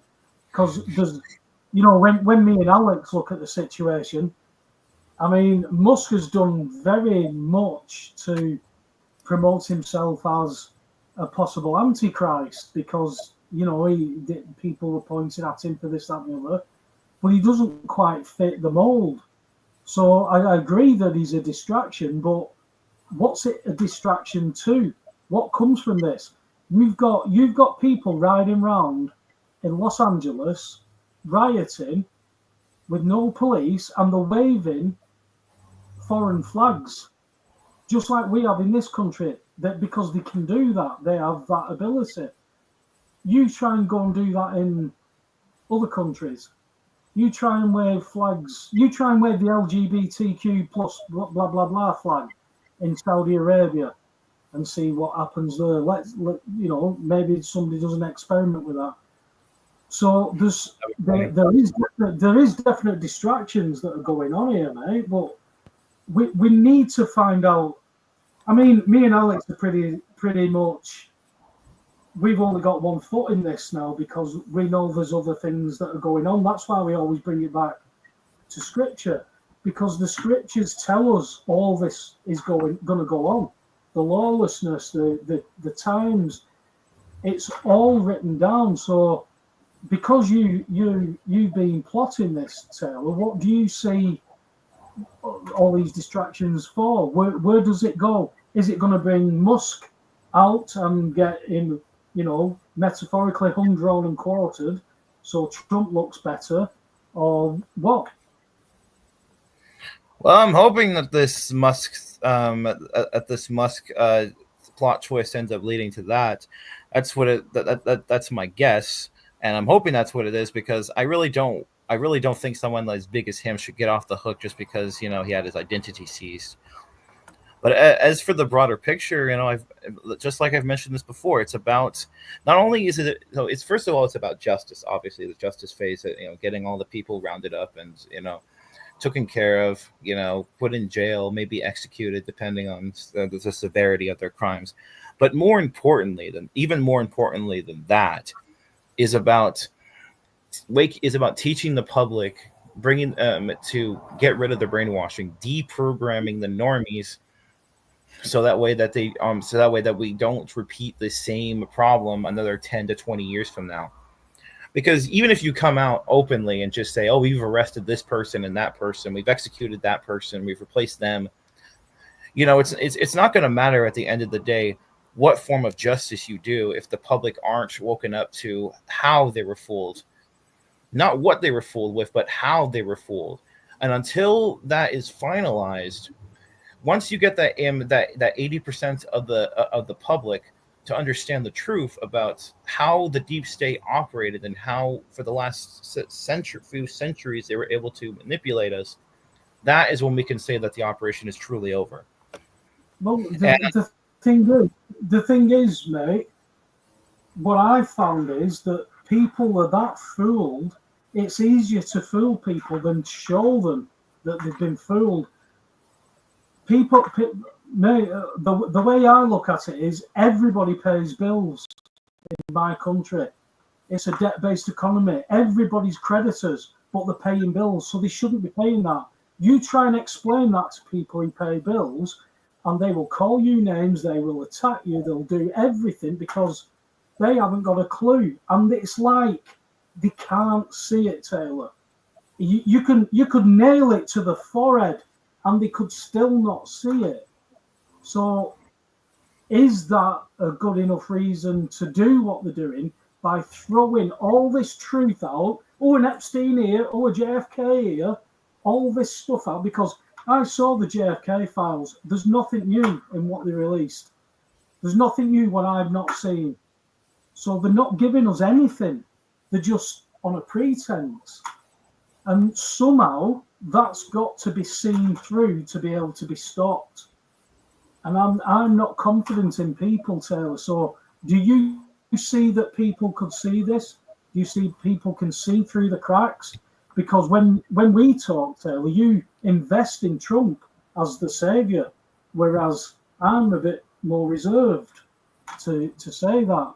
So, speaking from your point of view. Well, things have already changed. That's the thing. It's not about if people are waking up; they already are. Many people have already woken up to certain things, whether it be vaccines, or whether it be political corruption, or whether it be what's it called, the climate change hoax. It's not perfect. We're not there yet, but we've had so many changes over the last several years that the public is so much more aware now of certain things than they were back then. And the problem with the example that you gave is that you're coming down to the idea of you trying to tell them, which is basically you're, in a way, even though you're not trying to, what you're doing is basically trying to essentially force your opinion or your thoughts onto somebody else, which that doesn't work. You can't tell, like I said before so many times, you can't tell someone they've been fooled. You have to show them, and by showing them, I mean you have to read. Let me stop you. I did not show or force opinion. I had remedy. Well, I'm not saying you did. Hang on. Let me finish. What you're saying is, though, you're saying to present truth, present facts that people can see. I presented them, and they couldn't see them. They couldn't see them. They wouldn't see them. I had a check, Taylor. I had a check that you sign and date, give it back, everything's done, sorted. They couldn't see that, and it was true. It was real. So it's not an opinion. So that's why I have to bring you back there. It's not forcing an opinion. It was truth. You're not seeing what I'm saying. You're not understanding what I'm saying. I'm not. Make it clearer. Okay, let me try to make it clearer. So, it's not about see, what you're trying to do is you're sitting there trying to tell someone, trying to prove to someone, with whether it's with evidence or facts or whatever, about whatever. But the problem is that's not how it works. You can't do that. You can't go to someone and show them stuff or tell them something. It doesn't work that way. Because why? It worked with me. It worked with me. Why? Because unfortunately, somebody showed me information that I wasn't not privy to, but I understood a little bit about it. When he showed me, I went and looked at it and I went, bloody hell, this is right. So why do other people not have the humility to go, well, I don't know about that? Well, unfortunately, the reason is because, I mean, there's several factors, but one of them is that they're not spiritually awakened, if that makes sense. They're not, especially the atheist types. Oh man, no, that would never work on them.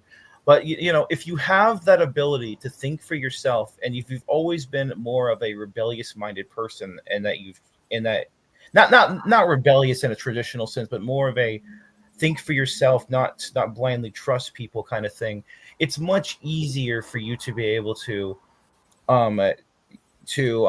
wake up to these things, so to speak. See, with you, I'm not going to say that I know you, that I know you on that level, but I'm just going to take a gander and say that you were most likely always a person who had doubts about about 9/11 or JFK or stuff like that, or more of a spiritually sounded person? Well, it was the fact that from being a child, I was brought up to use common sense and ask questions. And when you see 3 buildings completely collapse at free fall speed, and only 2 buildings allegedly are hit by something, then there's something not right there. And to be called names by people who just believe that 2 aeroplanes can bring down 3 buildings at free fall speed, that's absolute stupidity. So I was brought up to have common sense, and common sense overrules stuff like that. When I'm presented with evidence that I need to read, as I did with the bills of exchange, when I see a check that has a logo on it that says trans cash, that means there's cash attached to it, there's cash in transit, but the person who sent it, you can't get access to it without your signature, your endorsement, that again is common sense. It means something. But when you try and explain that to people who've worked all their lives, and I guarantee that I would have had a bit of a struggle, a bit of a fight with my mum, who taught me to work out and pay my bills. My dad, however, who wasn't the academic, my dad would have understood it because it's simple.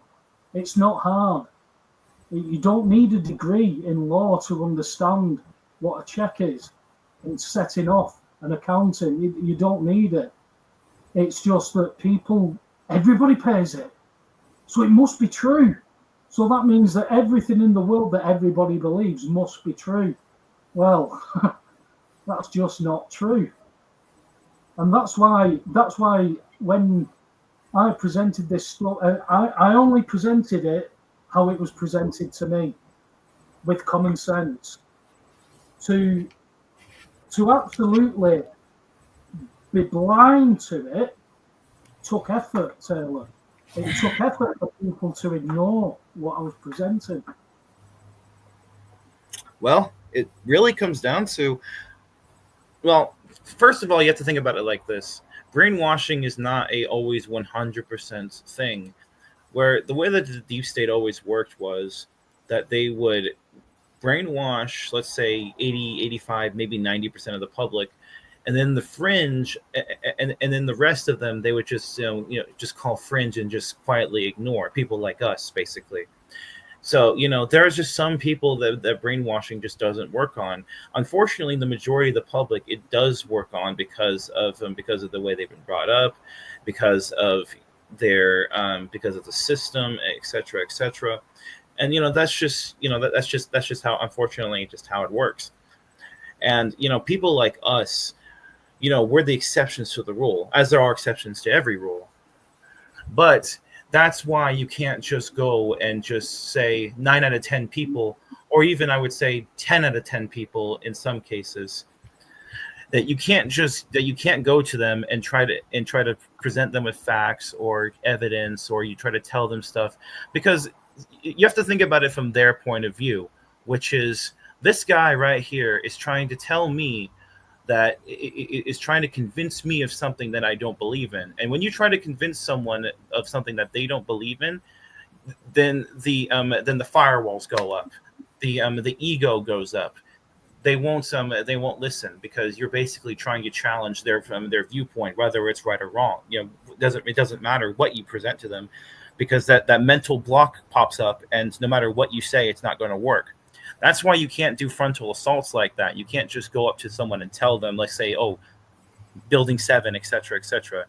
First of all, this is something that takes time, because let's be real here. It took 200 plus years for the deep state to be able to fully fool the public, and yet the good guys are doing it in about like what, a decade. So that shows something right there. But also, I should say that when I say show them, I don't mean present to them like, say, 9/11. Oh, look at these towers, etc. That's not what I mean by show them. What I mean is you present the very same things that they've already gone through, but you do it in such a way where it becomes so blatantly obvious that something is wrong, and they come to the conclusion themselves that something is wrong. not someone telling them, but by them figuring it out themselves. And that's the only way in order to be able to wake up a normie. They have to figure it out themselves. And that's what the last 4 years under the quote unquote Biden administration is for. You have to replay these same acts.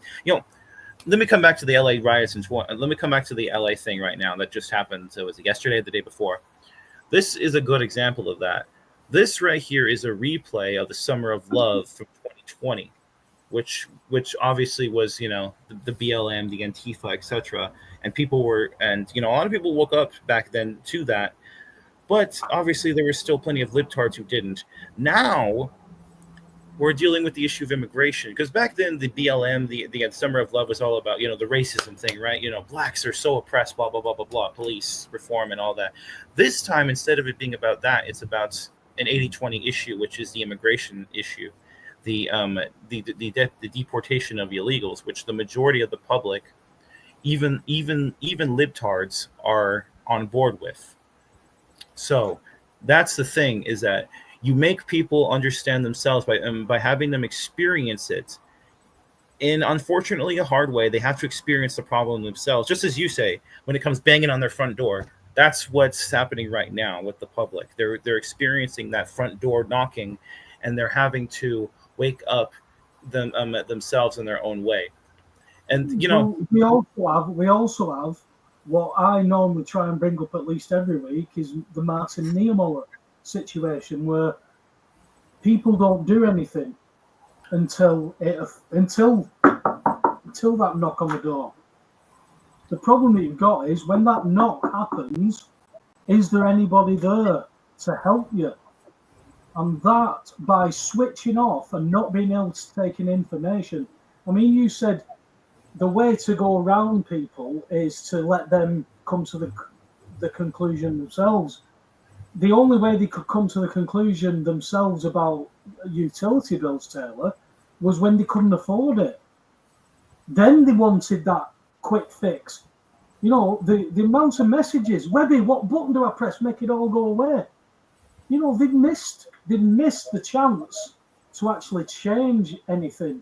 And as it said in the chat room, we don't need everybody. We only need a fulcrum. We only need a pivotal amount of people. 10% maybe, something like that. Not even 10%. We need enough to just flip the first bit over, push the first domino. I'd say something here, which is, I think Taylor's right in some fundamental respects, that what we're actually seeing here is the problem that we need, for whatever reason, whether we should have to or shouldn't. We have to. They say you can lead a horse to water, you can't make it drink. Well, what you're saying, Paul, is we can't make it drink, but we still have to lead the horse to water in order so that it can drink. So the point is, we ideally, in a fully rational world, like where you're tuned in and recognize stuff because you're a truth seeker, so you recognize it, others don't. If it was a rational thing, we would develop better arguments than we've currently got to convince them as to why they should be invested in the issue, because the point clearly is that for whatever reason, they can't see why they should be invested. So we have to sell them the reason why they should be invested. That's using a rational strategy. Now, what Taylor's talking about here is that somewhere in the echelons of power, they've realized that the left have always used tactics when they're in power of abusing the media to steamroll the people. So what they've done, they said, we'll adopt a similar tactic. And what we'll do, we will simply play the same game that they did, because we understand now that the infection goes so deep that we can't get people to see because they have become effectively blind. And so we are not actually going to try and appeal to their mind anymore, because that doesn't work, because they double down and get entrenched resistance. So we're going to have to do this kind of cosplay type. We'll wear our costumes, we'll dramatize a scenario. Trump versus Musk is some kind of big argument. Everyone in the mainstream then goes on it because they can think they can undermine Trump. Oh, no, it isn't. Yeah, they the capital. But in the long run, I think what Taylor's saying is then there'll be a strange, ironic movement to say, we must see these Epstein files. We must see them. Then the media start getting involved. And then suddenly they've done the work. So it's not like Trump and Musk have emphasized it and then been shot down. they've emphasized it by dramatizing or acting something out. They fall into the trap and they do the job for. Now that's a kind of a trick. It's like an inverse trickster method where they've used the method of the trickster and they're now tricking the trickster back with the same methods that we used. I think that's the distinction here, and that's why people. It's because people can't see it because they've been successful in brainwashing. That's the point. When we leave it to that matter, we all go in the same direction, bleating. Oh, look. Well, we want to know that now. Yeah, because you've been ushered over to have a look at that. Yeah. Why, Alex? Why am I so different then? Why can I look at all this? I think that's a separate issue, right? The point is, hang on. Why can I look at all this on my own and discern it, right? Why can I do that? But then I can speak to my mate who can understand what I'm saying, but then goes back into the same mindset. So he can understand it. He can understand it and discern it from me speaking it, but they do nothing. And then the next person, they can understand it, but they do nothing. So I take what you're saying and what Taylor's saying, but in the midst of all that, there are people that understand it. There are people that discern it, but there's people that just go, well, it's not affecting me yet, so I'll do nothing. They're the most dangerous people, Alex. Yeah, I mean, what you were saying is, like, at first, it's a bit of a mystery. Hold on, let me cut in real quick and just say, Alex, you did a very good job describing it. It's called Fifth Generation Warfare, and General Flynn is one of the co-writers of the book about the civilians. I forget exactly what the book is called, but civilians, Fifth Generation of Warfare, whatever it's called, talking about this. And that's the outline of the Q operation. Absolutely. This is the way. Yeah. Now, what I was saying, right? So you said at the beginning, Paul, that all the sheep then follow in the way that they used to follow the false narrative. They've been led to the true narrative, but it doesn't change the fact that the sheep. So the problem is, it's a very double-edged strategy because it worked for the Democrats to deceive. And it can work for the Republicans under Trump to deceive. The question is, how consolidated are the results in the people? Because as soon as they don't have that influence, they revert to their original position.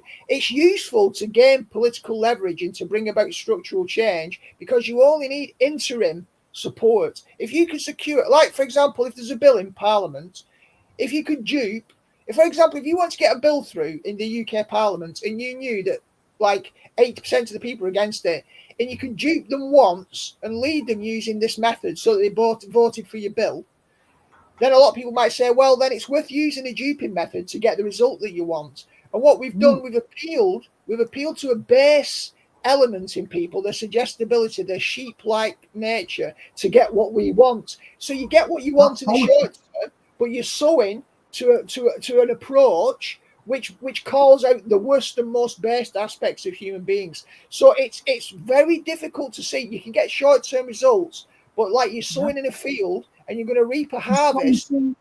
So you see it's here to jump. So you see it's here and you can jump. Yeah, but I mean, back to your further point, I think you yourself have been perplexed for a long time about why people can't see what you can see. But there's an element of mystery in that. Like, I suppose Taylor tried to unpack it in terms of, well, what were the reasons why? And then you said about, your mum and dad and the things they teach you and the fact that you were restless and couldn't settle for shallow answers from very young. We don't even know why that is. We just know it is. You've identified it in your biography and your narrative.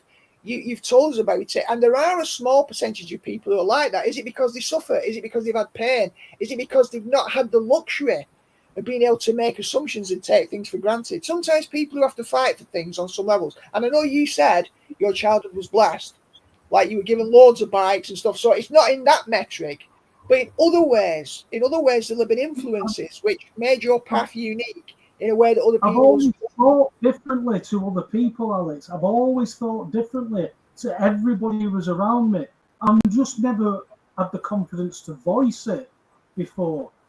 when I understood that you shouldn't pay the bills, I thought, this is so much common sense.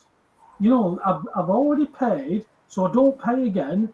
If Amazon deliver a parcel that I've already paid for, I'm not going to give the money to the driver. It's absolute common sense. What I met was, no, you're wrong. It wasn't a case of being able to show anything, present anything in a debate. It was a no, you're wrong. It was a blanket thing. So it was unique to me because I always thought differently. When I found out on the large scale that all those little bits, Taylor brought up 9/11, all those little bits that we think, oh, conspiracy theory. There's no theories when there's a question. If there's a question that can't be answered other than calling names or telling you to shut up, then you know there's something wrong. What I could never have understood was people who would want to save 17 pence. Oh, hey, you've given me 17 pence short. People like that didn't want to know about the bills. And it was a different thing. I get what you're saying, Alex, but it's a different concept to what was being presented, because I was only presented with the same stuff. And I've got 7 GCSEs. I'm not an academic. I'm not this. I'm not that. I thought all my mates, all the same people I was around, would have an inkling to want to know, well, why shouldn't I pay bills? And out of those people, there are people there.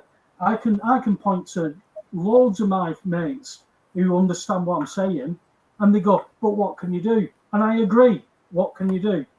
Right. But the problem is, when people go, what can you do? They're waiting for somebody else to do it. Those people who want to do it, and then get taken out of the way. Right. Then it comes to people who understand it, and they can't do it, but it's too late because there's nobody left. Your example about the 17 pence is a very good one, because I guarantee you a lot of those people who would have been meticulous about 17 pence, if they were selling the house, they might be prepared to take an offer £17,000 below the asking price in order to sell the house. The problem is the problem of scale. You've got 17 pence in your hand, or you're just dealing with the shopkeeper now, and he's 17 pence short change. You're doing your basic calculation. You're not going to accept that transgression because it's in your face.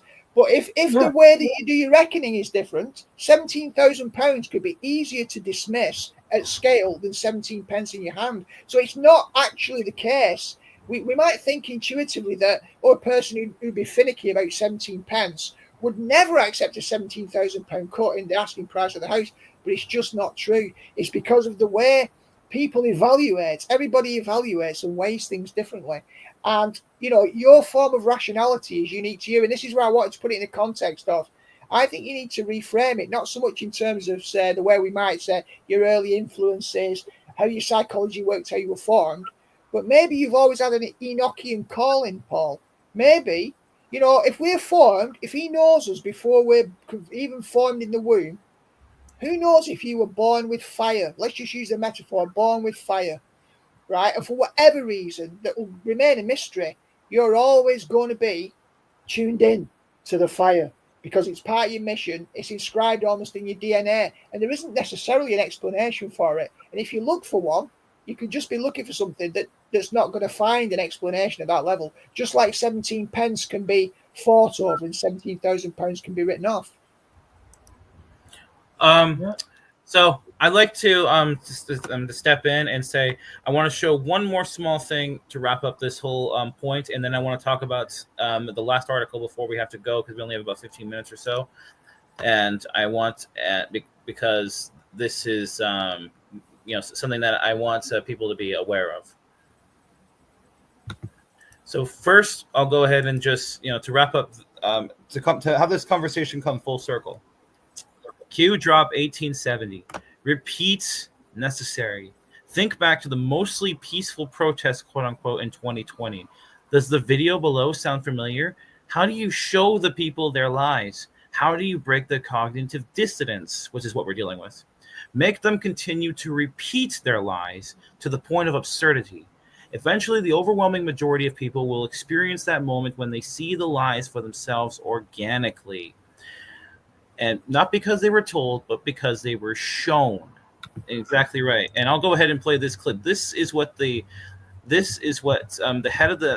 Democrat head Senator Cory Booker, this is the guy I was talking about before, is pressing. This is what the Democrat Party is on a presidential level is presenting. Tell me if you can hear it. The reality is we see peaceful protests launching in Los Angeles. And again, any violence against police officers should not be accepted. Local authorities can handle that. But remember, a lot of these peaceful protests are being generated because the President of the United States is sowing chaos and confusion by arresting people who are showing up for their immigration hearings, who are trying to abide by the law. The reality is we see peaceful protests launch. Oh, but yeah, there you go. Again, we're repeating the lie endlessly until people see how absurd it is, and then they organically wake up themselves. And that's the way you do it. You simulate everything wrong, and then it's to the point of nonsensical that no reasonable person can continue to go along with it. And then they understand themselves, hey, something seems wrong here. But it doesn't necessarily mean that they'll instantly become a quote-unquote conspiracy theorist. But, one step at a time, as they say. Everyone is different. Everyone has their own point of awakening. But anyway... Well, that's the point. That's the point when they're doing this. Sorry, have you finished sharing that? Yeah, I finished sharing that one. But I do want to talk about this real quick and get this one out of the way. Because I was just going to say that. No, go ahead. It's gone. Carry on. Okay, fair enough. Okay, so have you seen this picture before?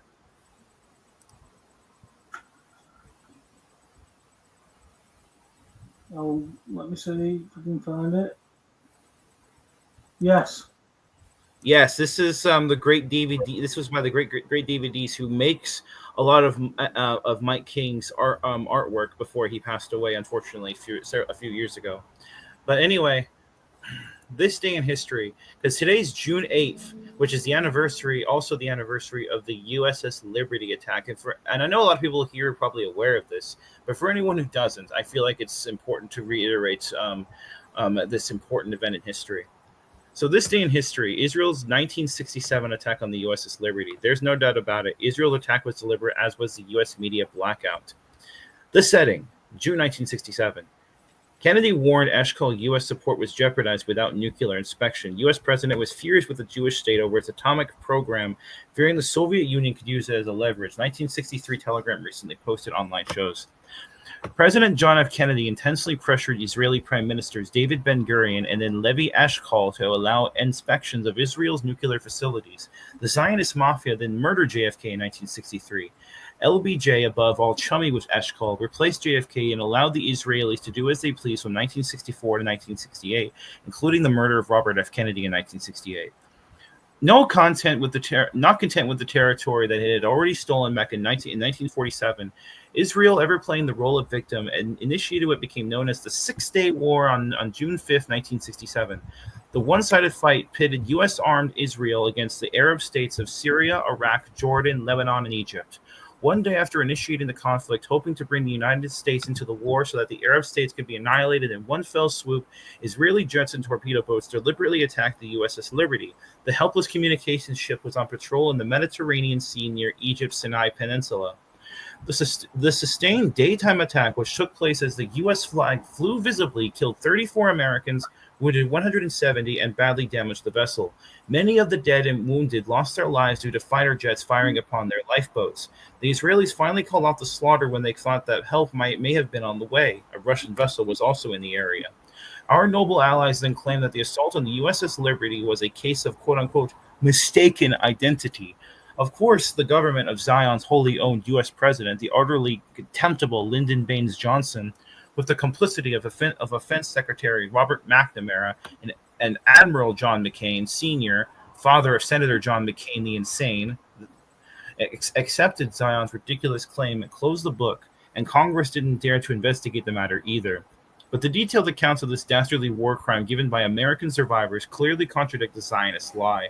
Their testimonies haven't wavered to this day. The object of the false flag attack was to sink the Liberty, machine gun any survivors, blame Egypt, and thus draw the U.S. into a war on Israel's side. In spite of the U.S. government's complicit cover-up after the fact, more than a few high-powered men rejected the mistaken identity narrative. Here's several. Senator Boric B. Hickenlooper, Republican, Idaho. From what I have heard, I cannot tolerate for 1 minute that this attack was an accident, end quote. Dean Rusk, U.S. Secretary of State at the time of the incident. Quote, I was never satisfied with the Israeli explanation.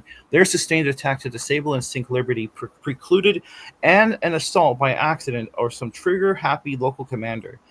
Through diplomatic channels, we refused to accept their explanations. I didn't believe them then, and I don't believe them to this day. The attack was outrageous, end quote. Admiral Thomas H. Moore, chairman of the Joint Chiefs of Staff under Ronald Reagan, offers another possible motive. Quote, I have never believed that the attack on the USS Liberty was a case of a mistaken identity. That is ridiculous. I have flown over the Atlantic and Pacific Oceans thousands of hours searching for ships and identifying all types of ships at sea. The Liberty was the ugliest, strangest-looking ship in the U.S. Navy. As a communications intelligence ship, it was sprouting every kind of antenna. It looked like a lobster with all those projections moving every which way. Israel knew perfectly well that the ship was American. After all, the Liberty's American flag and markings were in full view and perfect visibility for the Israeli aircraft that overflew the ship 8 times over a period of nearly 8 hours prior to the attack. I am confident that Israel knew the Liberty could intercept radio messages from all parties and potential parties to the ongoing war, then in its 4th day, and that Israel was preparing to seize the Golan Heights from Syria despite President Johnson's known opposition to such a move. I think they realized that if we learned in advance of their plan, there would be tremendous amount of negotiation between Tel Aviv and Washington. And I believe Moshe Dayan concluded that he could prevent Washington from becoming aware of what Israel was up to by destroying the primary source of acquiring that information, the USS Liberty. The result was a wanton sneak attack that left 34 American sailors dead and 171 seriously injured. What is so chilling and cold-blooded, of course, is that they could kill as many Americans as they did in confidence that Washington would cooperate in quelling any public outcry. Emphasis added, end quote. Indeed, there was no public outcry then, and there hasn't been any significant mention of the incident since. It would have been bad enough if Sulzberger's Slimes had spun the atrocity as being an accident, but the scum at 8th Avenue in Manhattan didn't even do that. Instead, they went a step further and ignored the murder of 34 U.S. sailors altogether. The rest of the mainstream media has followed accordingly ever since. It's as if the event never even happened, and as if the survivors who have remained active and vocal ever since do not exist. This silence alone constitutes absolute proof that the powers that be, cough, cough, could do anything they bloody want and get away with it. Kennedy assassination in 1963, the killing of 241 U.S. Marines in Lebanon, 1983, the shoot-down of Pan Am 103, 1988, the 9/11 attacks, 2001, the fake ISIS beheadings and crisis actor stunts in Europe, and Stupid 19, just to name a few. Apart from doing justice to the dead and the survivors of the USS Liberty, this false flag event is still so important to expose because, unlike all the other false flags, it is known that Israel carried out the sustained attack in broad daylight, and most importantly, it is known that the Piranha press ignored it. A clear understanding of these two important precedents opens the zombified mind to at least considering a different interpretation of the 9/11 horror and its subsequent ongoing and unfinished aftermath. Remember the USS Liberty, an act of extreme infamy executed by the usual suspects. I know this is a bit long-winded, but my apologies. No, I mean, the Taylor's removed himself. Was he gone? Or is it his mum? Or maybe his mum switched his Wi-Fi off. As the phantom mother struck. That weren't me, that. I don't know what's gone on there. He was cut off in his prime. If he comes back, I'll have him. So what do we make? What do we make of it all then, Paul? Well, you know what? It all fits in because the flag that the USS Liberty flew was the biggest flag that they had, possibly as big as a semi-detached house, and the Israelis knew what they were doing. They knew they were bombing US a ship. Lyndon Baines Johnson was quoted as wanting to see that at the bottom of the ocean. So it's very strange that You've got all those things. I mean, we were just talking about presenting evidence. The USS Liberty's been bombed the shit out of on purpose, and people still don't know, still don't care to know. Yeah, it's the evidence is there right in front of them. It's like remember Monty Python and the Holy Grail, Alex, where the king says to the guards, "My son's not to leave this room." Right, we'll leave this room and not let it. No, you stay in the room. Don't let him leave. Right? Don't let him leave. We won't stay in the room. No, you stay in all this. And then they're watching him, and he shuffles over to the window with an arrow, with a note on it, and twangs it. And they're watching him, and they still don't stop him. And it's the same thing. The USS Liberty's presenting evidence. No, can't see that. I'm presenting case law in a court. No, can't see that. It's all the same stuff. The people who understand it don't want to look at it. The people who are involved in it can't look at it, because if they look at it, it's true. So if we don't look at it, it's not real. The problem that you've got is the people in the middle. I've always said, out of 100% of people, you've got 20% of knobheads like me, you and Taylor, Alex, who know what's going on. You've got 20% who don't care. They are all in with whatever's going on. You know, I've had my 17th booster. I feel great. I've not been out of bed for 7 months, but I feel great. Could have been worse if I'd not had any. So you've got 20% either end. Then you've got 60% in the middle that don't care as long as it doesn't touch them. And they deal with the ones on the extremities and then come to the people and they start picking them off. And it ends up with Martin Niemöller sat there on his own going, bloody hell, I wish I'd have said something earlier on. The USS Liberty is the perfect example of that. You know, a president quoted as saying, "I want that ship sunk," and nobody cares. People should be up in arms, but it's not. It's like those guards watching that print. Bang. Right, you want us to go outside and not watch it? No, I want you to stay inside and watch it. Right, he can go outside and we won't watch him. It's stupidity, and I think that's what what the society is bred. It's groomed into this. I think as well, Paul, on top of that, that needs qualifying, because for like simple events like that situation in the Monty Python sketch, the amount of concentration and attention that has to be expressed regarding monitoring that one incident can only be described as not happening because of apathy that's crept in over time. But actually, in the world we're living in, we've got so much incoming data and so many things to be vigilant about that there's this overload, there's too much information situation. So we've definitely got to retain a perspective on the fact that we've been deliberately bombarded through all channels with all kinds of information. And what's actually a part of the problem here is that journalism was always supposed to do a job. This is why we're doing this channel now.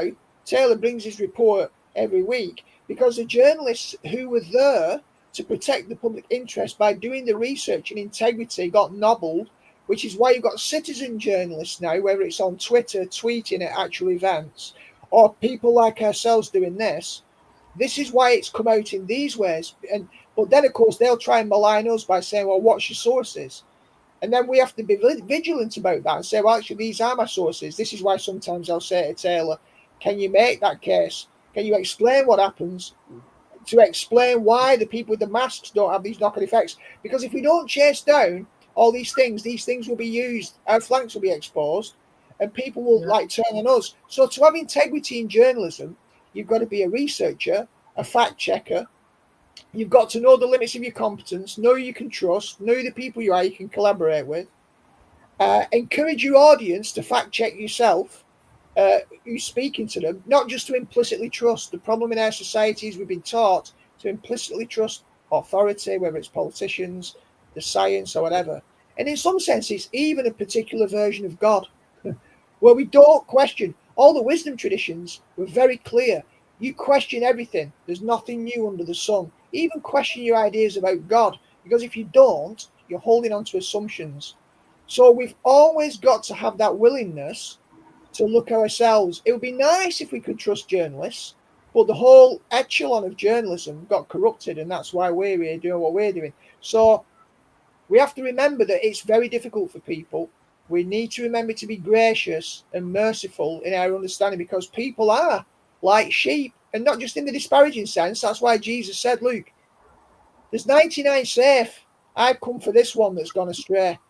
And we've always got to remember the fact that in all our analysis, in all our cynicism about what's really going on, we've got to retain the optimism that we're doing what we're doing, because even if we only reach one person, in a room of 1,000, we can be frustrated that 999 have never seen. But if we get that one person to open their eyes and see, maybe one day they'll bring their family to it. Like you said, you know somebody in your family situation who they're like a bellwether for the whole family. And if their position changed, the whole family would change along with it. So we should never underestimate the impact of reaching one person. Jesus certainly didn't. He said, the ones who are okay, they're fine, they're safe.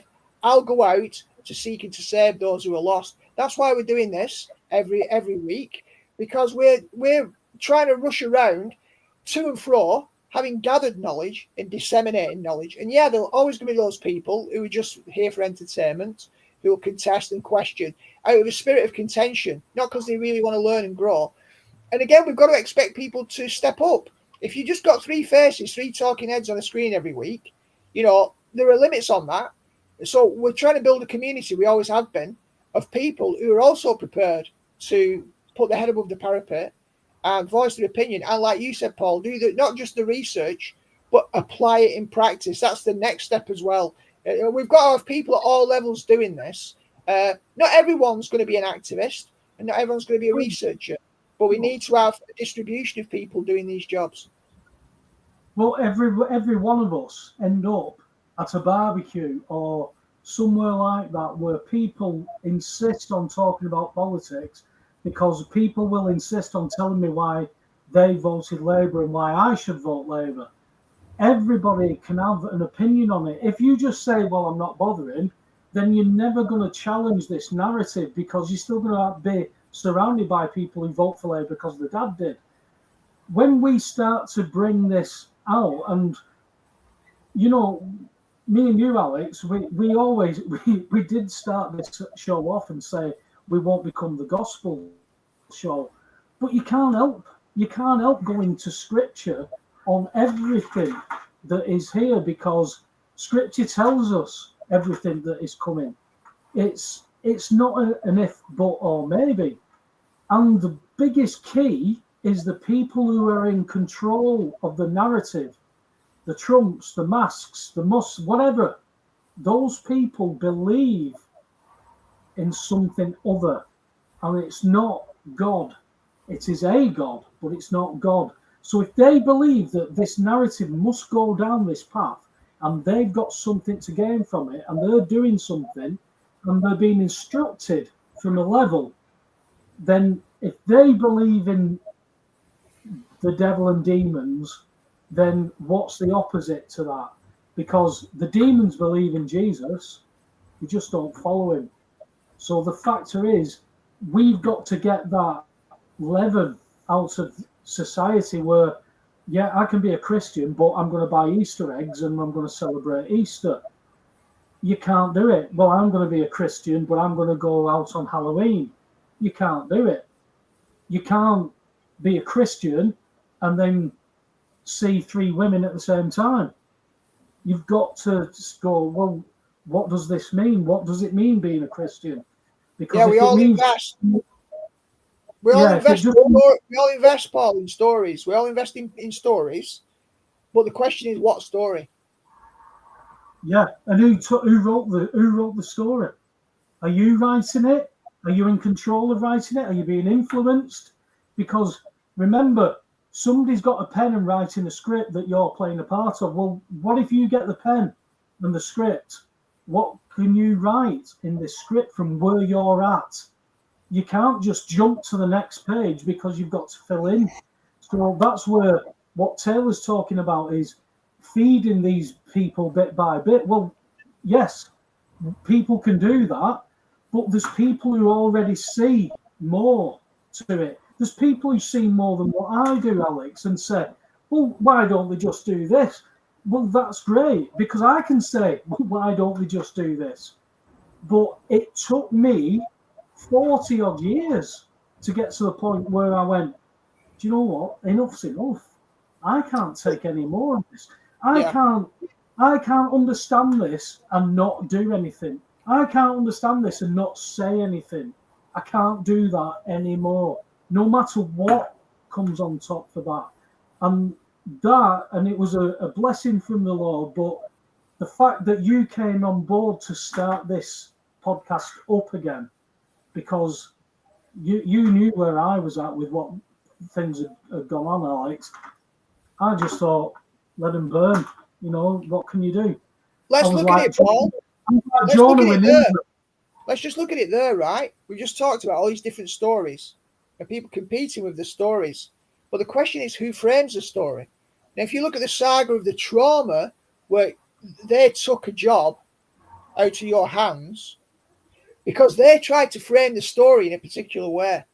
First of all, they tried to frame the story of COVID on a particular international and national level. Then they tried to frame that story within localities and institutions that were publicly funded.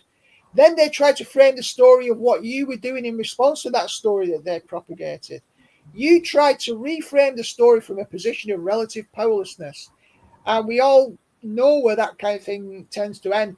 Jesus, he tried to frame the story of the whole human condition from the point of view of critiquing all power structures which are hierarchical and domination based.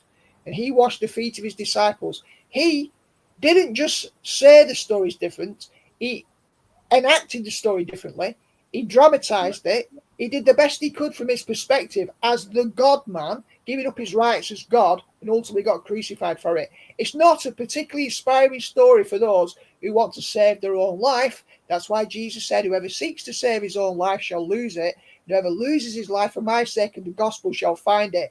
It's a thankless task, but we're all trying to frame a story. And we all like a spectacular and a glamorous story where they all lived happily ever after, or righteousness and justice won.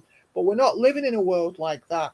We like to try and frame the story that way. Everybody who aspires to political office claims that that's what they're going to do. They're going to right the wrongs of the previous administration. So we need to be aware of the overall framing that's presented by people, what their motivations and investments are.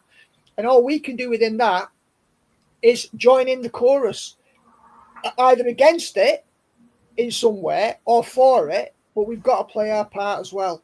You know, there's always going to be somebody writing and framing stories, and we have got a part to play in the story we tell, how we present it. And like Taylor said, you know, it's sometimes about how crafty you are. And Jesus did not criticize that. He said, you know, when he saw Nathanael under the fig tree, he said, behold an Israelite in whom there is no guile. So he's saying on the one hand, it's good not to be crafty, or more, it's good to be pure in yourself. In yourself, it's good to be pure. But when you're tackling certain situations, the sons of the kingdom are less wise than the sons of the world. In other words, they've got that shrewdness. So he doesn't say all guile is out. You should be pure in yourself, but sometimes you've got to use strategies and tactics. So ultimately, what's happened with this Q concept is that what the leftists have done, the right's played that trick back on them. So there's many ways to talk about the story, many ways to frame it and to dramatize it, but there's also many ways to live it. And sometimes we use the costume of the trickster ourselves, and that's just how it is. I do want to say, be as wise as a serpent.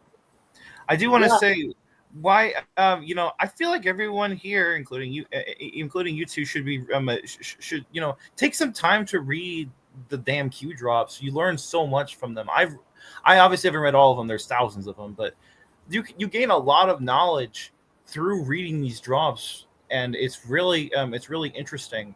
And the thing is that they're not just information; they're also basically predictive programming, telling you what was already planned to happen a certain amount of time in advance, saying, okay, this is going to happen. Do you not see that can be used as predictive programming, exposing predictive programming? That's Exactly. what I'm saying about the Q drops, right? They haven't told any lies, Taylor. I'm not saying that there's no validity in what Q has been saying for 8 years. It started 2017, something like that, maybe 2016. Well, Q stopped posting in 2020, and then he reappeared for a little bit for a few posts in 2022, and then we've never seen him again since then. Well, that's what I'm saying. That's what I'm saying. It's. I'll take the information all day, every day. I love the information, but I certainly can't invest in it because it's part of a bigger power. And me and Alex are seeing that the good and the evil are the powers. We've got the evil and the less evil and the bad and the naughty all playing the same game. And we're all at different levels. Some of us are going, oh, bailiffs, naughty bastards. And then others are going straight to you satanic bastards. You've got a big scope here. You've got a big scope. And I think all we can keep doing is keep doing what we're doing every week. Do you want to, we've gone over time anyway, Taylor, but do you want to wrap up what you've been talking about and what you're going to possibly look through for the next week coming? Because, like I said, the Musk thing was a bit out of the blue. We've got a lot of earthquakes happening and things. So have you got anything to look forward for the week that you might bring up next week? Well, I'm hoping, and I'm actually, I'm hoping that something juicy starts coming out, and by juicy I mean, more of the replays, but also I hope we get that open insurrection act, because while it already happened on January 6th, we need that overt version where you basically say, it's about time to clamp down. It's about time to get rid of the corruption. It's about time to fix the wrong overtly. That's something that I've been waiting for. That and the sum of all fear scenario with which we might still get. It's going on. It goes on and off the table every so often. But I'm not the script writer, so I can't say for certain. But whatever does happen next week, I'll definitely be sure to report on it, as long as it's worth reporting on. That's for sure. But one more thing before I head off, though, I would like if everyone would be willing to subscribe to my Rumble channel, because I have been doing a lot of posts on there, reading. I've been doing some audiobooks. I've been doing some readings of pretty good books. So I'd like if everyone were to go take a look at that. Post it, or send it me. I'll post it in the description, because obviously your YouTube channel's useless because you keep getting banned. But I know your Rumble channel's been going, and I've listened to some of those audio books that you've done. There's decent stuff on there, mate. Thank you, appreciate that. I love the feedback. It makes me feel like I'm not just talking to a wall. No, yeah. I mean, some of the audio stuff that I've listened to, what you were talking about, I've already studied 10 years or so ago, but to be able to share it is, that's the key. So put your Rumble channel in the chat. I would add on that as well, Taylor. You do a very good job within your research parameters. Yeah. The only thing to be aware of is the same with everyone in this world, is we can get into silos. So it's always important to try and bridge across. Like when you've got a paradigm and it's so tightly woven in your own understanding, we've all immediately, say for example, myself and Paul have got framework knowledge, and all of us acquire knowledge over time. And very, very few of us can actually perfectly describe the database of knowledge that we've got. And that makes you unique. But other people don't have automatic access to your interiority or your thought process or your way of looking at things. So what sometimes happens is people get lost in their own rabbit holes.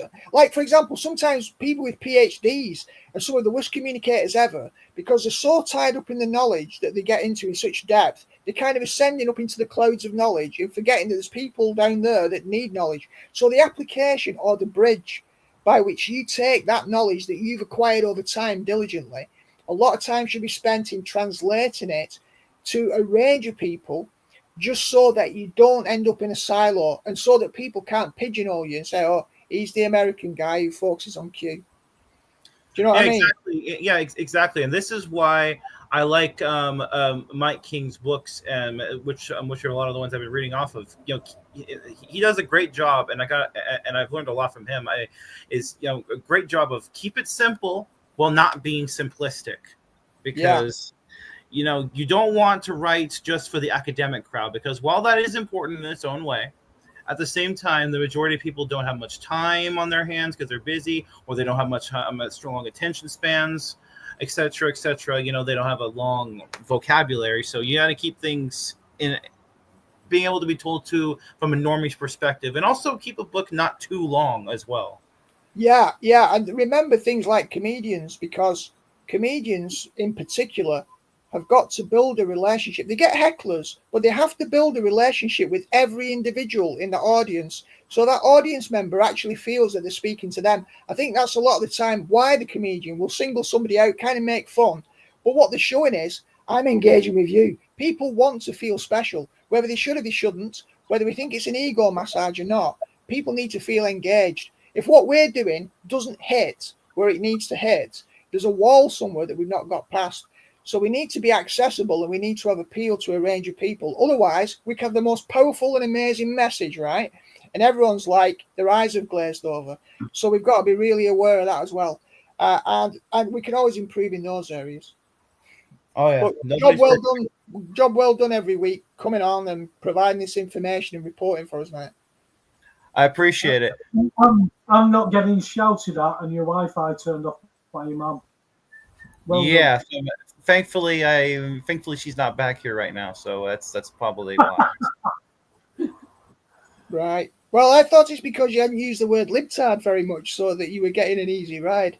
No. I have to make sure she doesn't overhear what I'm saying, otherwise, because if I say anything that she doesn't like, she's one of those Rachel Maddow types. Oh. Yes. Oh dear. Yeah. Oh, that's very similar. Well. Hey, and my dad's a drug. Bear in mind, Alex, he's a young.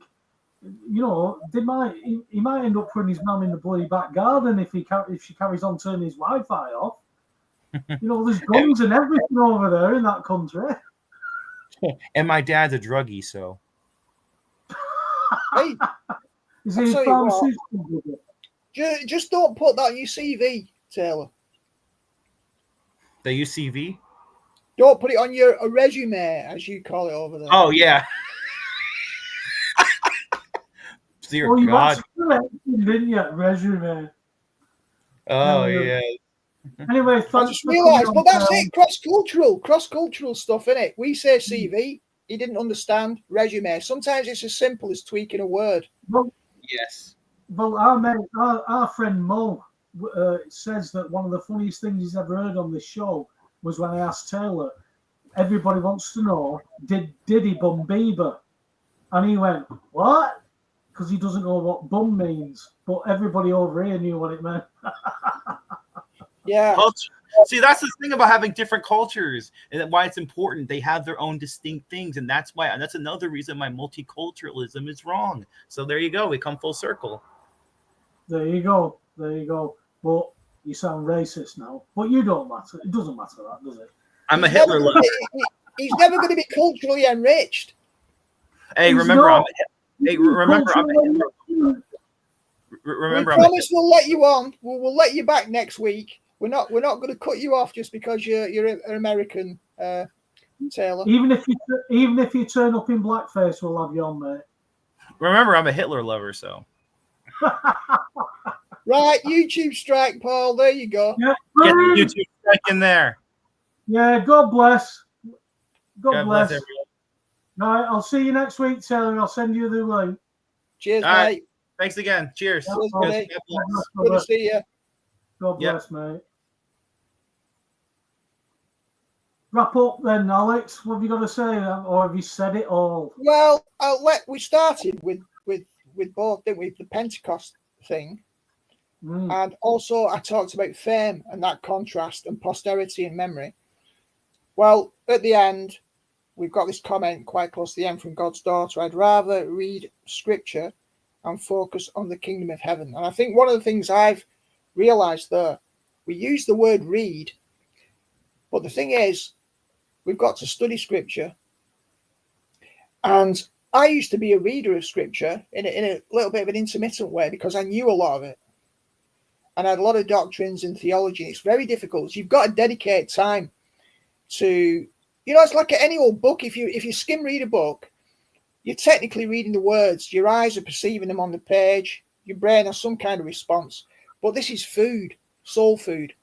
So actually, it's a good thing. We've got to be grounded in scripture. And I think the kingdom of heaven is the point. So we have got to remember that theological anchoring. But as soon as you study, you have to set aside time that you're not giving to other things. So I think it is important, vital to get your foundations right. I think that's one of the motifs that's come from this podcast. We've covered a wide range of topics, but it's all about what you're grounded on. And from our perspective on this Pentecost day, even at that moment, the disciples were relatively powerless after Jesus had resurrected. They'd seen him. There was this big furore going on about what's happened to this stone that's rolled away. Next thing you know, he ascends after a few appearances in various settings. He ascends to the right hand of the Father.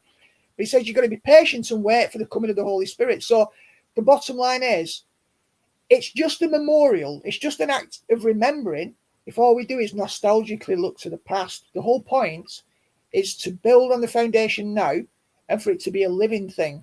You can't just say you're sovereign or autonomous or a man or invoke natural law and common law. These are all principles and they're all good. But the question is, where did it come from? What's the foundation? What am I grounded in? The things that you focus on are the things that will reproduce. Bad company corrupts good morals. So it's important that you have the right influences around you, that you support yourself in the right way, that you get on a similar wavelength to people, and that you edify one another. And I think Pentecost is a communal experience. We all come together and we are blessed together. And again, it's about being indwelt by the Spirit, because in the flesh, in our carnal lives, as one individual, you're going to accomplish very little. The system's going to crush you. And I think Jesus said that as well. Unless a seed dies and falls into the ground, which was him, then you're not going to get this harvest. And it's not about us. It's about something bigger than all of us. It's something that transcends all of us. And I think that's what we've got to remember. Definitely. Kingdom of heaven, got to be. And make sure you study, because there's no shortcuts. I think that's what was the kicker for me, Alex, because like I said, I've always thought differently to my peers, to my parents, but never always voiced it. But when there was something to be worth voicing, I was actually just, started off with calling names and then it became worse. Yet there was no argument back. There was nothing. It was like arguing with the table. There was nothing coming back. So everything I was saying was correct because they couldn't debate it, because they didn't know about it. They didn't care to know about it. They had a life. They shouldn't be paying these bills, but they had a life. Get a life, Paul. That was what I was told. When you are telling people stuff like that, it's like you can imagine what Aaron was like. Come on, build us a calf. He's not coming back. He's been gone ages. Build us a calf. Let us have a sex orgy. You could see why people are like this. And it's disappointing. It's disappointing because, as somebody just said, Michael Lucas in the chat said about common sense. So many people lack it, Alex. and you know, it's something I've always took for granted, and it's those things that I've taken for granted over the 53 years of my life that have meant the most now. Because when you lose those things you took for granted, they really, really meant something, and they mean something. Yeah. And then when you find the truth, you'll know what parallel, what scripture I'm talking about. Of you're in a field, you found the best, biggest pearl. Right, I'm going to get rid of everything for this. That's what I found in 2017. But this world doesn't like that, and this world still attacks you, and you're still in this world, and you don't know what to do about it. You've just got to try and get through it, try and expose what's going on and give it to people. People will either take it or they won't. When they don't take it, once upon a time, I'll be wanting to grab them by their ears, Alex, and headbutt them in the face with every word of the bills of exchange. I felt like it with the scriptures then, because I was told I was wrong about the scriptures, yet it was always that parroting tradition, I believe in a pre-trib rapture, but it doesn't really matter, does it? It pretty much does, because if you think you shouldn't be here and then things kick off, you're going to go, wow, I shouldn't be here, I mustn't be saved. You're going to doubt things, you're not going to be in the right mindset. That's why theology always it was important to me. But you have people who have studied the Bible, the same Bible as I read, and they've studied it 30, 40 years, and it doesn't matter. Yeah. Can't have it. Anyway, thanks for tonight, guys. Been brilliant in the chat room. Thanks for Taylor coming on and giving us his perspective and his rundown and his knowledge. He does a lot of research. And he's in, I've known Taylor about maybe 6 or 7 years now. And when he first started, he was angry like we all were. He'd end up fighting and shouting at people in the chat room instead of articulating what it was he wanted to say. But he's getting so much better with that. And I think coming together, God willing, every week, we just give perspectives to people. And we've had the best part of 30 people watching and listening live. I know many people from the messages that I get watch it over the coming week in the mornings and going to work and stuff like that. And to give up your time to listen to us drone on, it means something, because we're not here for our own game. We're not here to make money. We're not here to make fame or popularity. We're here to try and tell the truth as what we know it. And if you know better, come and tell us. Don't call us names. Come and tell us. That's the only way that we all learn and we all can move on. So, again, thanks to everybody in the chat. It's been a great night. Thanks, Alex, for coming in and giving your time up. Everybody appreciate it. And thanks to the Holy Spirit for being here with us tonight on Pentecost. I feel truly blessed. In a world full of evil and confusion, I feel truly blessed. Blessed? No, I don't. I'm truly blessed. Night, God bless, guys. See you next week, God willing.